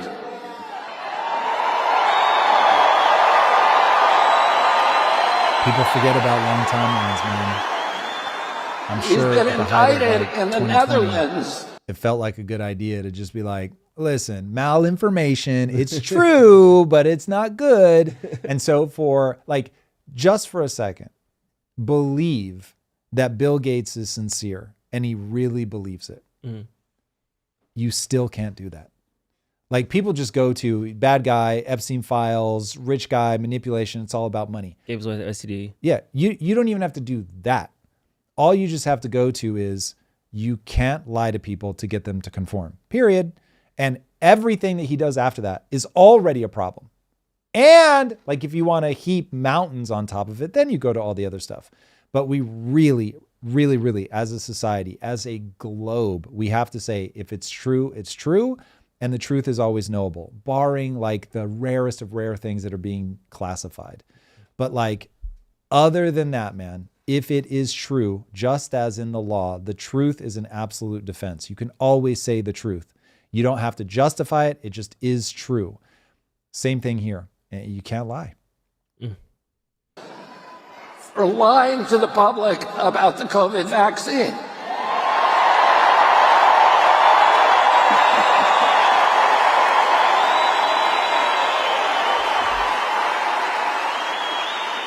And he's going to have to go to trial. And that'll be so interesting. Yeah. So if he really does end up going to trial for this, I don't know what comes of it, man, because here you've got a hyper well-connected person with all the money in the world, and he's not going to go quietly. He's going to have incredible defense. That is going to be this big, long, drawn-out process where there's going to be 1,000 ways we can invalidate it, lessen it, whatever. And if the tide has turned such that people are like, nope, homie's going to jail, and it's one of those where it might even be that what the real energy isn't even necessarily the COVID vaccine, it's the Epstein thing, or it's both of them put together, whatever. And it's like, no. Like, there has to be somebody that goes down for this. Kind of like how when the crime boss gets killed for like tax evasion versus like the murder and the drug stuff. Exactly. Yeah. It's like, yeah, do we really care about the tax evasion? Not really, but we really care about the other stuff. Yeah. I mean, that'll be wild. This is one of those keystone bricks that if you can pull out, like, and I'm not saying one way or the other, and I don't know enough about this to know, like, did he really lie? Was he just wrong? And that all has to be litigated. But it is very important that as a globe, we say, you can't just make claims and like move people around because you think it's in their best interest. Like, this stuff has to be out in the open. It's got to be debated. And even if your intentions are good, the likelihood of people being wrong is so high that you've got to let this stuff be debated in public. So it's certainly a good thing that this is now at least hitting the point where somebody like that is going to have to answer for it. Yeah. I'm a precedents person, so I'm naive in this comment, I know, but I'm just walk with me for a second. I know that he had good intentions. I'm assuming. Let's just assume everything was above the book. He really thought he was trying to help people, to your point earlier, right? Would this then weaponize, if we ever are in another situation when we need to rally the country together? Is this going to have any blowback? Is this going to set, Yes. You know what I mean? So it's like one of those things where it's like, yes, I want to get Bill Gates because he lied and he's wrong and all these other things. But if he did do it with the best of intentions and at the time he thought that information was correct, is that going to weaponize? I don't know if I'm going to say like intelligence or science or anything, but like there has to be a second order we're not seeing here, because there certainly is. You have your finger right on it, which is you're going to disincentivize people to try to do these big scale projects where they say we want to cure malaria or whatever, and they set about doing it partly for legacy. But I think that whatever the price ends up being for not manipulating the public en masse, you're going to have to pay that price. And the reason I say that is because in the age of information, the only way to stop people from talking about this is force. Now, sometimes the force is economic and we just debank that person and we say they don't get to exist in modern society. I consider that to be violence. And we need another word for it because I don't want to conflate words or violence or whatever. But it is a thing that is akin to violence. So it's an attack. If violence is that which does physical harm, we need like this digital violence or something. I don't know what to call it. But you're doing something to somebody that has measurable harm, and that is, in this day and age, that is so dangerous that we have to put guardrails that absolutely stop people from doing it, because you're going to get you've already got the rise of companies like Palantir and things like that, where we want the tools. We don't want them to be weaponized against the public. We want the tools so that we see if somebody's coming after us. We don't want to use it for mind control. And I did a deep dive effectively on how AI is being turned into mind control as we speak. It is so nefarious and so subtle. And we have to have a massive allergic reaction to that as a global society. And so this falls into that camp. And yes, I think that people will be far more hesitant to do these large scale projects. However, it will ultimately mutate into something like, hey, I'm ultra wealthy. I want to do this thing and I'm going to do it in full view of public so that I'm starting something moving, but I'm not trying to control the narrative. I'm not trying to control it all, because narrative control happens because it works. censorship happens because it works, but murder happens because it works. And so we have to be very careful. I'm somebody who really believes in assessing something based on its utility, but you have to assess that utility across multiple domains. And when it turns the public into sheep, it's a bad idea, because it's ultimately the public that's going to give birth to the better ideas. It's the public, like a Semmelweis, if you guys know that story.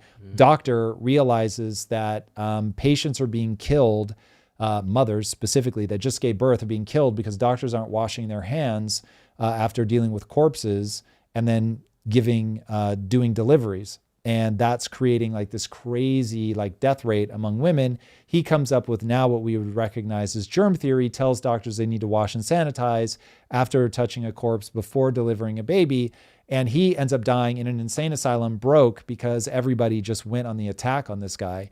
And we're saying, he's like this crackpot. Again, he ended up being not only right, but his the things that he put forward end up saving God knows how many lives in totality. So you really want the public to be able to say what they believe to be true, and to let those ideas be battled out. You don't want to silence people. You certainly don't want to drive them to an insane asylum. So this falls into that category for me.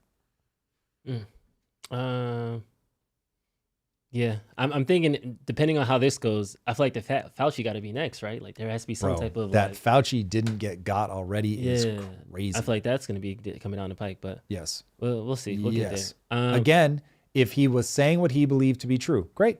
Yeah, but was he? Yeah. At the headline level, it seems pretty unlikely. Yeah. Let's say that. Okay, you have an update on the tariffs. I feel like they were there. The Supreme Court struck them down. Same day, Trump came and say, okay, we're going to do 10% blanket on all of them. Then some got increased to 15%. I was trying to look at the most recent, so I didn't pull up a tweet or nothing because I don't even know where we're at currently right now. Yeah, we're good without a treat, boys and girls. You can strap right in. If you've been paying attention to this whole thing, the Supreme Court just handed Trump the biggest legal loss of his second term. 6 justices, including 2 he personally appointed, said his sweeping tariffs were illegal. And they almost certainly are. Like, if you just realize constitutionally, they are functionally a tax, even if they're not called a tax. And Congress has that ability, not the executive branch. But what was Trump's response? He called the justices a disgrace. He announced new tariffs under a completely different law immediately. And then not only did he, like Drew was saying, he put first a 10%, I think out of spite and just to prove a point, he then just raised them immediately to 15%, which is the max under the new law that he's using. So the Supreme Court ruled that the International Emergency Economic Powers Act, IEEPA, does not give the president authority to impose tariffs. It's probably true, even if the tariffs are useful, even if this is great for the economy.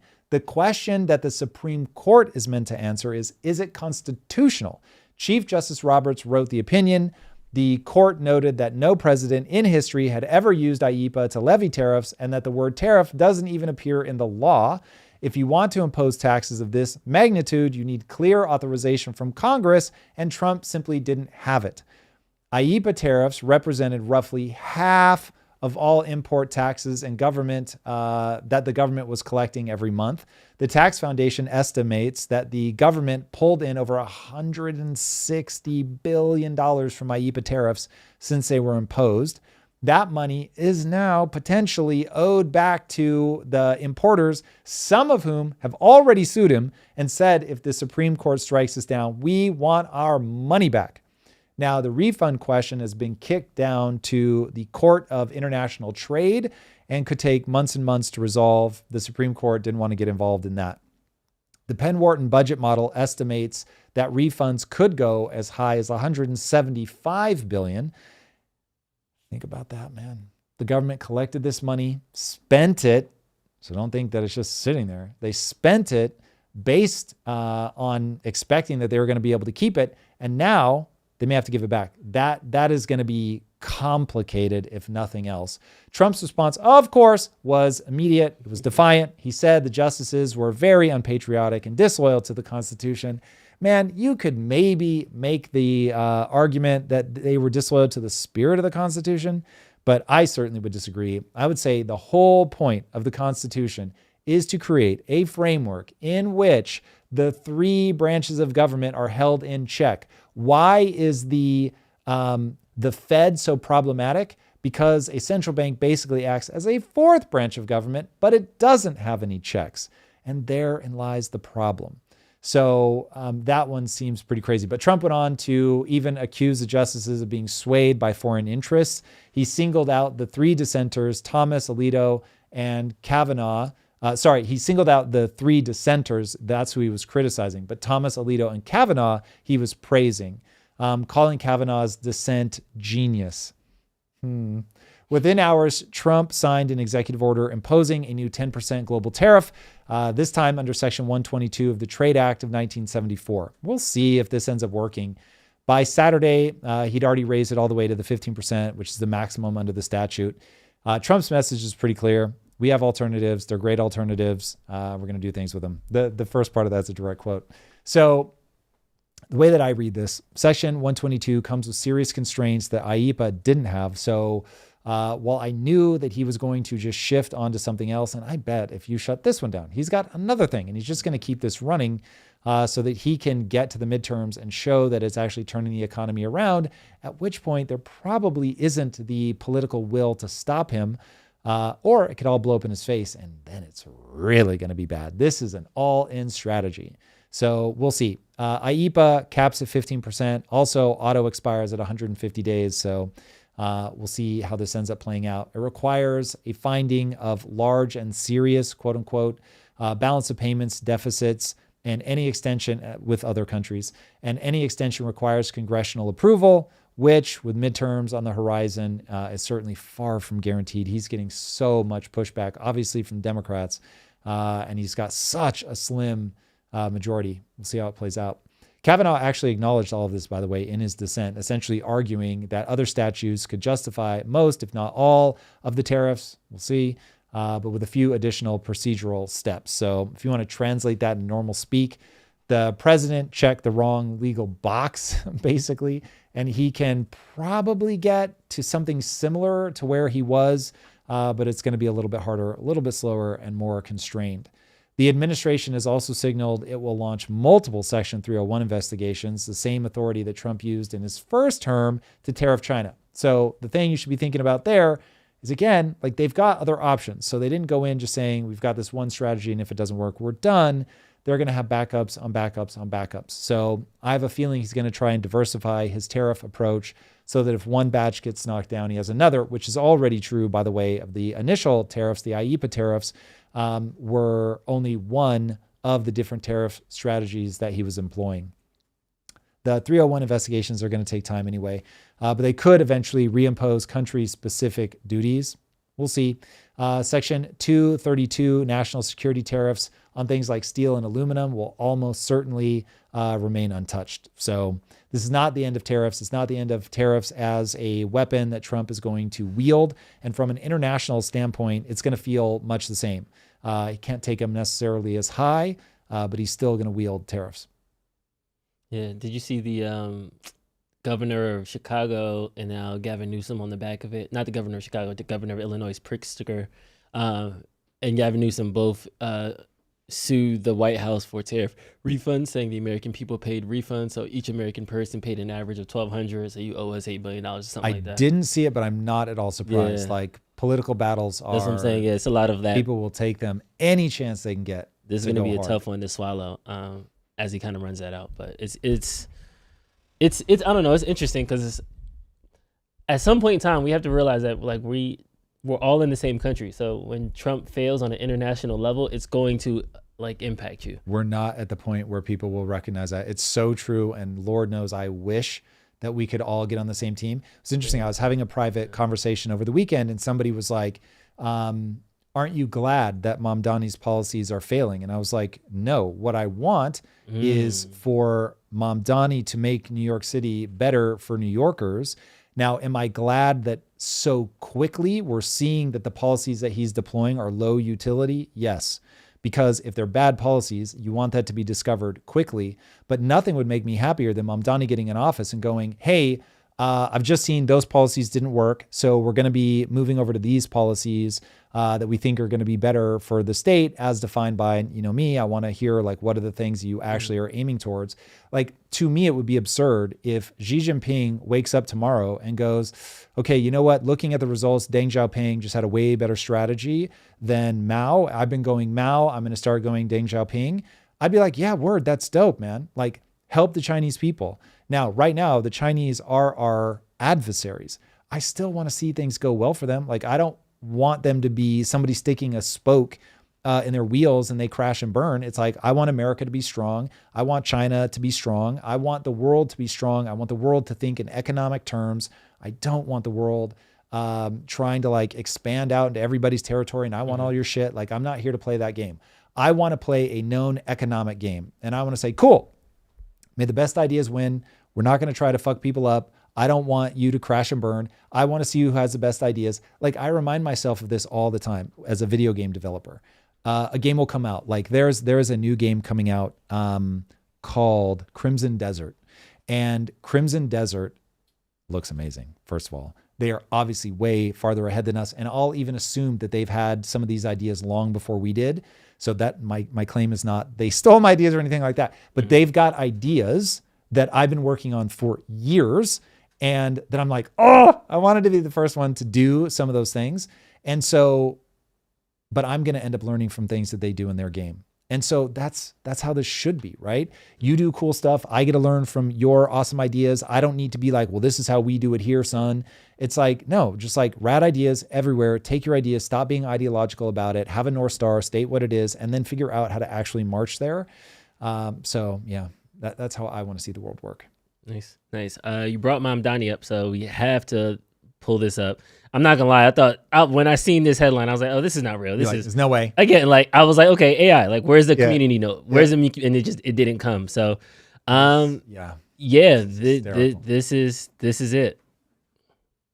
Where they're needed, faster. And for those who want to do more to help your neighbors and earn some extra cash, you too can become an emergency snow shoveler. Just show up at your local sanitation garage between 8 a.m. and 1 p.m. tomorrow with your paperwork, which is accessible online at nyc.gov/snow, and you can get started right away. We're going to hear what that paperwork is required. If you want to help out right now. shovel, you do need to bring 2 forms of ID, fill out the paperwork, and your social security card. But to vote in an election, you don't need any of that because that's racist. Where they're needed, that is so faster. Hilarious. I really like, how did nobody in his crew go, wait. We're going to get trolled for this so hard. Like, bro, let them shovel the snow. Like, hand them cash and jot down their name. Something like, Jesus, man. Like, this is so crazy. And to them, it's like, well, but we've got to make sure that, they're legitimate because we're going to be paying them money. It's like, exactly. When you let somebody do something important, you want to know that they are who they say they are. They're legitimate. Like, I'm never going to understand the voter ID thing. That's so wild. Somebody in the chat said, it's different because it's a job. Uh-huh. I tried. It's, yeah, man, it to me is so jarring that somebody's like, think about it this way. Let's say that the government says this is an emergency. We want every worker we can get, including illegal aliens. We're going to pay them cash. We're not going to tax anybody. I would rather be in that position and them just listen, this isn't important. Voting is important. And so just pay these guys cash. It could be a Chinese foreign spy. And we're going to pay him the $19 an hour to shovel snow because it's got to get done. Cool. I get it. I get where you're at. Like, this is a historic blizzard. You want to help make sure that New Yorkers are safe and that things are functioning, and you will do whatever. You just gave me your priorities in rank order. So like, listen, people paying their taxes, absolute must. It's not my highest priority. The safety of New Yorkers is my highest priority. Word. I'm with you, bro. Like, yes, more. And then over here, it's like, hey, election integrity matters. Not putting undue friction on people also matters. But in election integrity matters more. We've looked at the stats. It's like 3 to 4% of people that would ever be impacted anyway. And so we're not going to put everybody at risk for the 3 to 4%. Okay, cool. Like, rank order your values. But It's not the game that people want to play. Yeah. It's interesting that when I kind of started digging into the SAVE Act after your deep dive, go check that out on the channel, everybody. You really do start to see the pieces breaking where there's people on the left who were breaking against it. I found out Mitch McConnell was against it. He voted it down like twice. So you start to be like, wait, like it's not even like a party line break. Like there's different people. So it's clearly this is not about the thing that we think it is. There's definitely something else there. And when we go back to the show shoveler, it's very interesting. It's very like, oh, okay, yeah, somebody needs a job. They just need a form of ID and the Social Security. Cool. But it's like, so how come you don't need that for voting? Well, and when you start to realize like, oh, okay, this is not just a 1-for-1 thing. There's something else here. So it's bigger than what we think it is. Yeah. And watch the deep dive that I did on this. I go into the connect the dots, how aliens, illegal or otherwise, impact the census, how census impacts political power in Washington, on and on and on. So there is the most absurd argument that I've ever heard is that, well, there'll be no illegal voting. And so hopefully we can put that to rest. I went through a litany of people that have done like ballot harvesting and things for the most absurd stuff, like winning homecoming queen. And so it's like, not only do we see reports coming out of states where people are getting fake driver's licenses, people are going to facilities to write that they want to sign up for an election, and they're outright telling the person, I'm not a citizen. Can I still fill this out? And they're like, well, you're going to have to check a box that says that you are a citizen, but that's it. You're not going to report me? No, I'm not going to report you.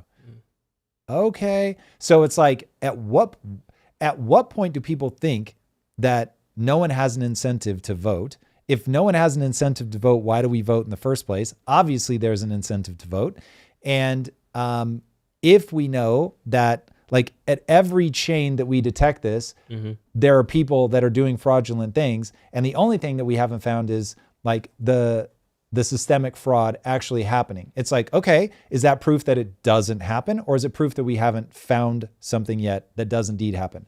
And for that, I'll say, hey, we don't know. We'll see it play out in the fullness of time. But I would say until recently, we didn't know that there was like billions of dollars in fraud happening in Minnesota. So it's like, just because we didn't see it before doesn't mean that it wasn't happening. So I'm shocked that people don't want to like lock it down. But yeah. All right, I know we got some super chats. We do. Quite a few. First up from Blake Bullion, back to the tariffs conversation. So when do we strike down deficit spending as a tax since it causes inflation? Oh my it's God, interesting what a to great watch question. this happen. It just shows me that they only uphold the rules when they think it benefits them. Good morning, everyone. Dude, I'm full Rain Man swaying back and forth on that one. That is so bang on. Yes. It is a tax. It is a tax by another name, but inflation is a tax. What was their name again? Blake Bullion. Blake? I love you, man. I love you. So well said. You coming to the house for the holidays, Blake. Real for Your family now. Next up from Caleb Thompson. This was a $50 super chat. Hey, let's go. Let's go, Caleb. Yeah. Come on. Super chat. J50 chat. Applause in the chat for Caleb. Appreciate you. Thank you for supporting the show. Thank you all for what you do. Does anyone remember when we started addressing people as the herd? Like we're a bunch of cattle. Quiet part out loud?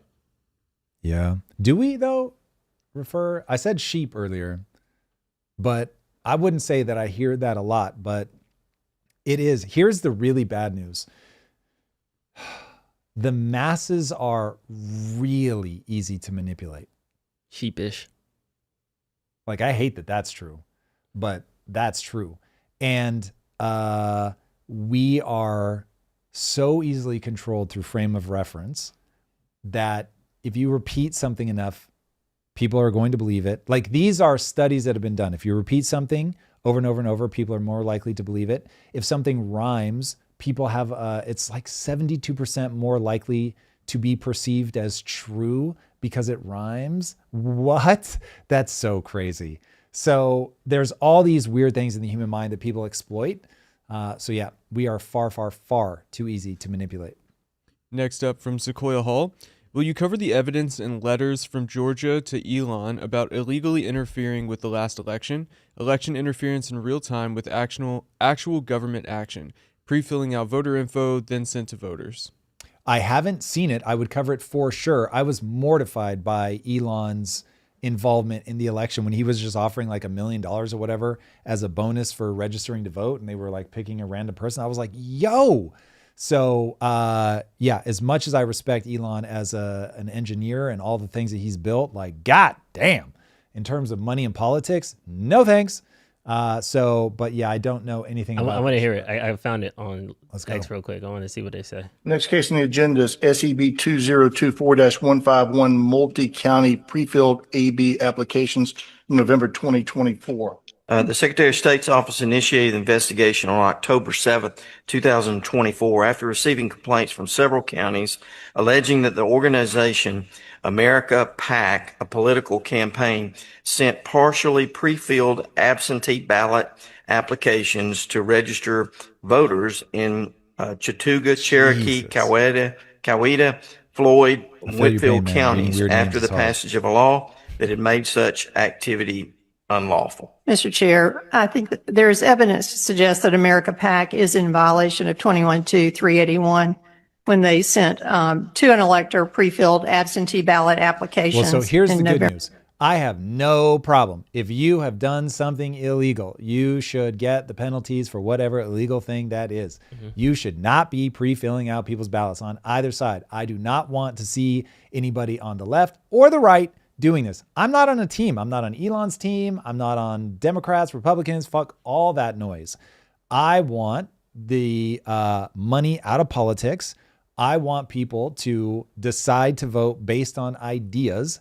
And while there's no way to have manipulation at zero because every word that you choose is a slight frame adjustment.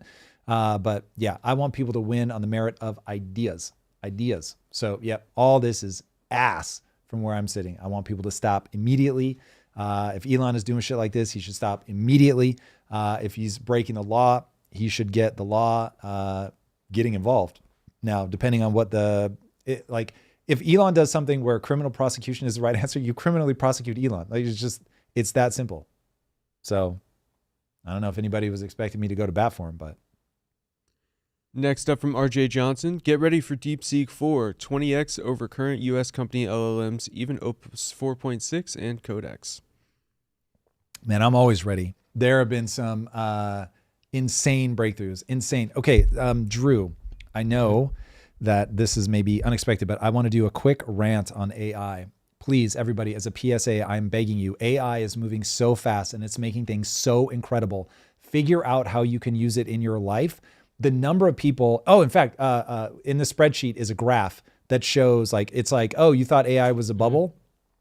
Look at this graph. If you're able to look at a screen right now, this is insane. So AI basically isn't being used by anybody. It is the smallest number of people that are paying for like the top tier stuff.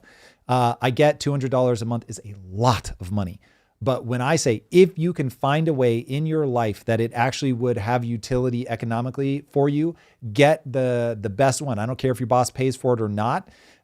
We have some contractors that are working with us on the video game. I'm happily paying for their AI so that they can move faster. And I'm doing that because I interface with AI. I see how much it speeds me up. I see how it's making things possible for me that weren't possible. So we used to do two different parts of Impact Theory University. I was helping people scale businesses that are already doing $1 million in revenue. It's far more on a per person basis. It's far more profitable than what we do on Zero to Founder. I have now shifted our entire focus to Zero to Founder, partly because I'm already rich. And then just this, I really believe, is a generational thing that is happening right now where so many of you that can hear my voice right now are going to be migrated out of your current job, either because you're replaced by somebody using AI or because that company just folds because like software, you just make your own software now. It is wild. We're doing it actively inside of Impact Theory right now. Okay. This is not stuff I'm pontificating about because I read about it. These are the things that we are doing. So I'm telling you, the world is going to fracture. So there's going to be a whole lot of small companies, solopreneurs, things like that. Start using AI right now. There is a narrow window where you're going to be able to have a higher economic output than other people because you have mastered AI. That window will close. It will become de rigueur. There are going to be a whole bunch of people that are just going to resign themselves because they're scared. And I get it. It is going to be a big change. It's going to be very disruptive. Understood. But you mitigate so much of the downside and open up this huge avenue of all this upside by being at the forefront of what's happening in AI. Remember, you're going to use AI. It's going to disappoint you. You have to get in, figure out where its limitations are, how you work around it, how you put two different AIs together. If you're living at the edge of the hype and you go and expect it's going to do everything for you, you're going to be disappointed. But if you look at the rate of change, okay, the rack. If you look at that, I know, technically the rock is probably more accurate. But if you look at the rate of change, then you're now going to realize that this is going to be transformative. Maybe it's not transformative over 3 years. Maybe it's 7 years. But guys, oh my God, like, please get involved right now. Figure out how you can deploy it in your life right now. Today, it's moving very, very fast. And we're basically in the middle of overhauling Zero to Founder to show people how to use AI for their business. This is how to do business in the age of AI. We teach business principles and AI specifically. If that's at all interesting to you, make sure you sign up now. This is one of those I am proselytizing. Remember, I'm giving up margin to focus on this. This is not because I think it's better for business. It's worse for my business. It is absolutely better for humanity. So guys, get on this. Like, even if you don't sign up for Impact Theory University, I don't care. But please, for the love of God, use it. And we have another AI class coming up, and that link is in the chat. There we go. I didn't even know that, but hey, awesome. Is it this week? It's March 5th. So 2-ish weeks. All right, cool. We'll see you guys there. All right, it is 9:00. You guys, love you bunches. We've got one. We have one. And this one's a fun one. Also, we've been saying Marussia Dark. It's Marussia. So from Marussia Dark, Drew. By the way, Marussia, thank you for correcting us, and apologies for such a long-standing mispronunciation. And thank you. He's also like a faux Discord mod. So shout out to Marussia. He's been helping us out on the Discord side. I'm gonna get you the mod chip. I don't even have access to it, but once I get there, you got it. Thank you, man. That's True huge. Friend of the show. Yeah. From Marussia, Drew, as a Christian, what convinced you that Christianity is not only metaphorically true, but literally and historically true? Tom, what convinced you it's just an allegory with good morals, and could anything change your mind? Ooh. Personally, very excited for this. Yes. Okay. Not the testimony real quick, right? But so I grew up in like a traditional Christian Haitian household. We were very much like the traditional church people. We're better than everybody else. I had good grades. I graduated high school with a 3.9. I went to college on an academic scholarship. I thought I was better than people. My first job out of college was tech. I was on cloud 9. Then one of my first major relationships, we ended up breaking up, and I became a baby dad. I was stressed out, grew my hair out, and I ended up being the exact thing that I used to judge growing up. And that was like an unwed father, and I had braids at the time, so I just felt like I became a stereotype. So I became the thing that my parents told me not to become. And at that point, I realized that I was humbled in my whole like transformation. And I think that my whole relationship with like Christianity and God and everything is like, it's not my job to know what is right. It's not my job to know how big the boat was. No, it was. All those stories in the Bible are directionally true. And it just shows that when you say, I don't know everything, God knows this thing, and I'm going to listen to him when he tells me and gives me the download and lean on that, and then everything else will kind of happen. That's the part. That's the important part. That's the whole thing about faith. You can't have faith unless that. So that's my relationship. So Alex Connor will sweep me under the rug. He'd be like, well, technically in the 1950s, that's the wrong boat that he would have used. And you're probably right. And that's cool. But that doesn't invalidate all the things that I personally experienced with my faith. And that's why I'm not one of those people that like try to push it and get it all in everybody else's face. I feel like Christianity is about the humility, and I'm supposed to love God just like I love my neighbor. So I love you guys, and just like I love Jesus. That's why the same energy I give to you is the same energy I do when I go pray. It's like, hey, God, I'm stressing. I'm stressed out today. Help me, please. And then the next day, something happens and I get helped. So that's what I do. The end. Now, is there anything that would change your mind?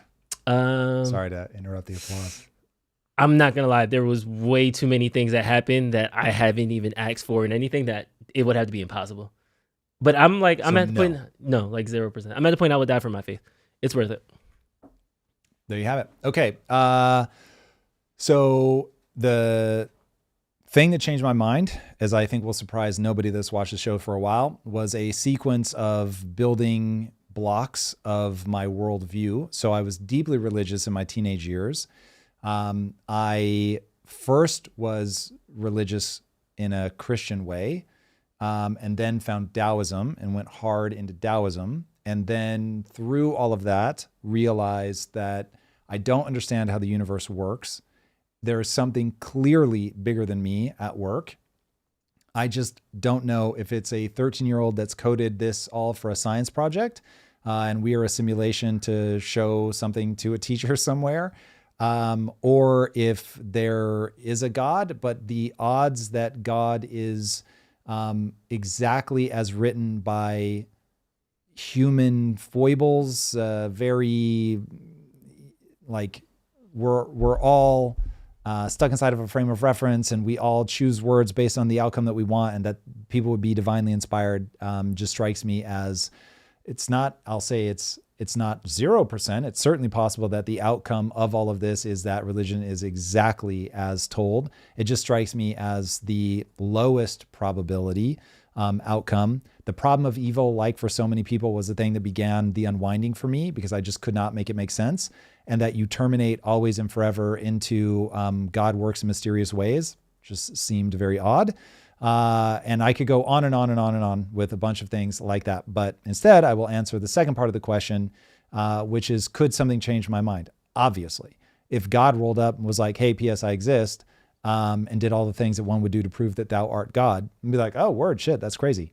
Or like if I die and wake up in heaven, I'll be like, or hell, I'll be like, oh shit, this is all real. So yeah, either of those. I would not reject what cause and effect tell me. And so if I see that it really is true, I'll just be like, oh, cool.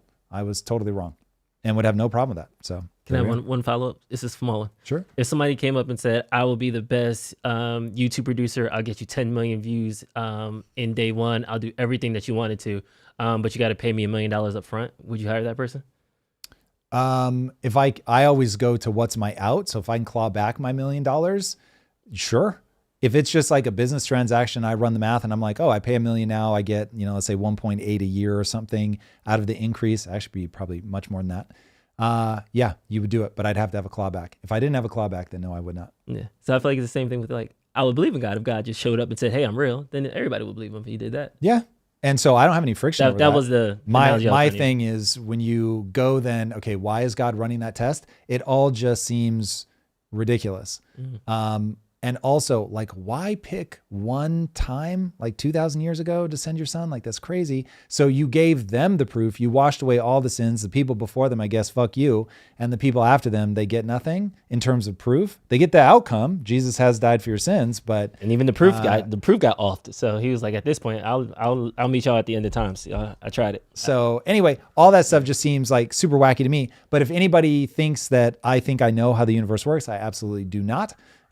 So I sit in awe before how incredible the universe is and how much wonder there is. And by the way, I sit in awe that the brain has the architecture for Drew is truly a lovely person. And if part of what makes him a lovely person is that he believes in God, that's awesome.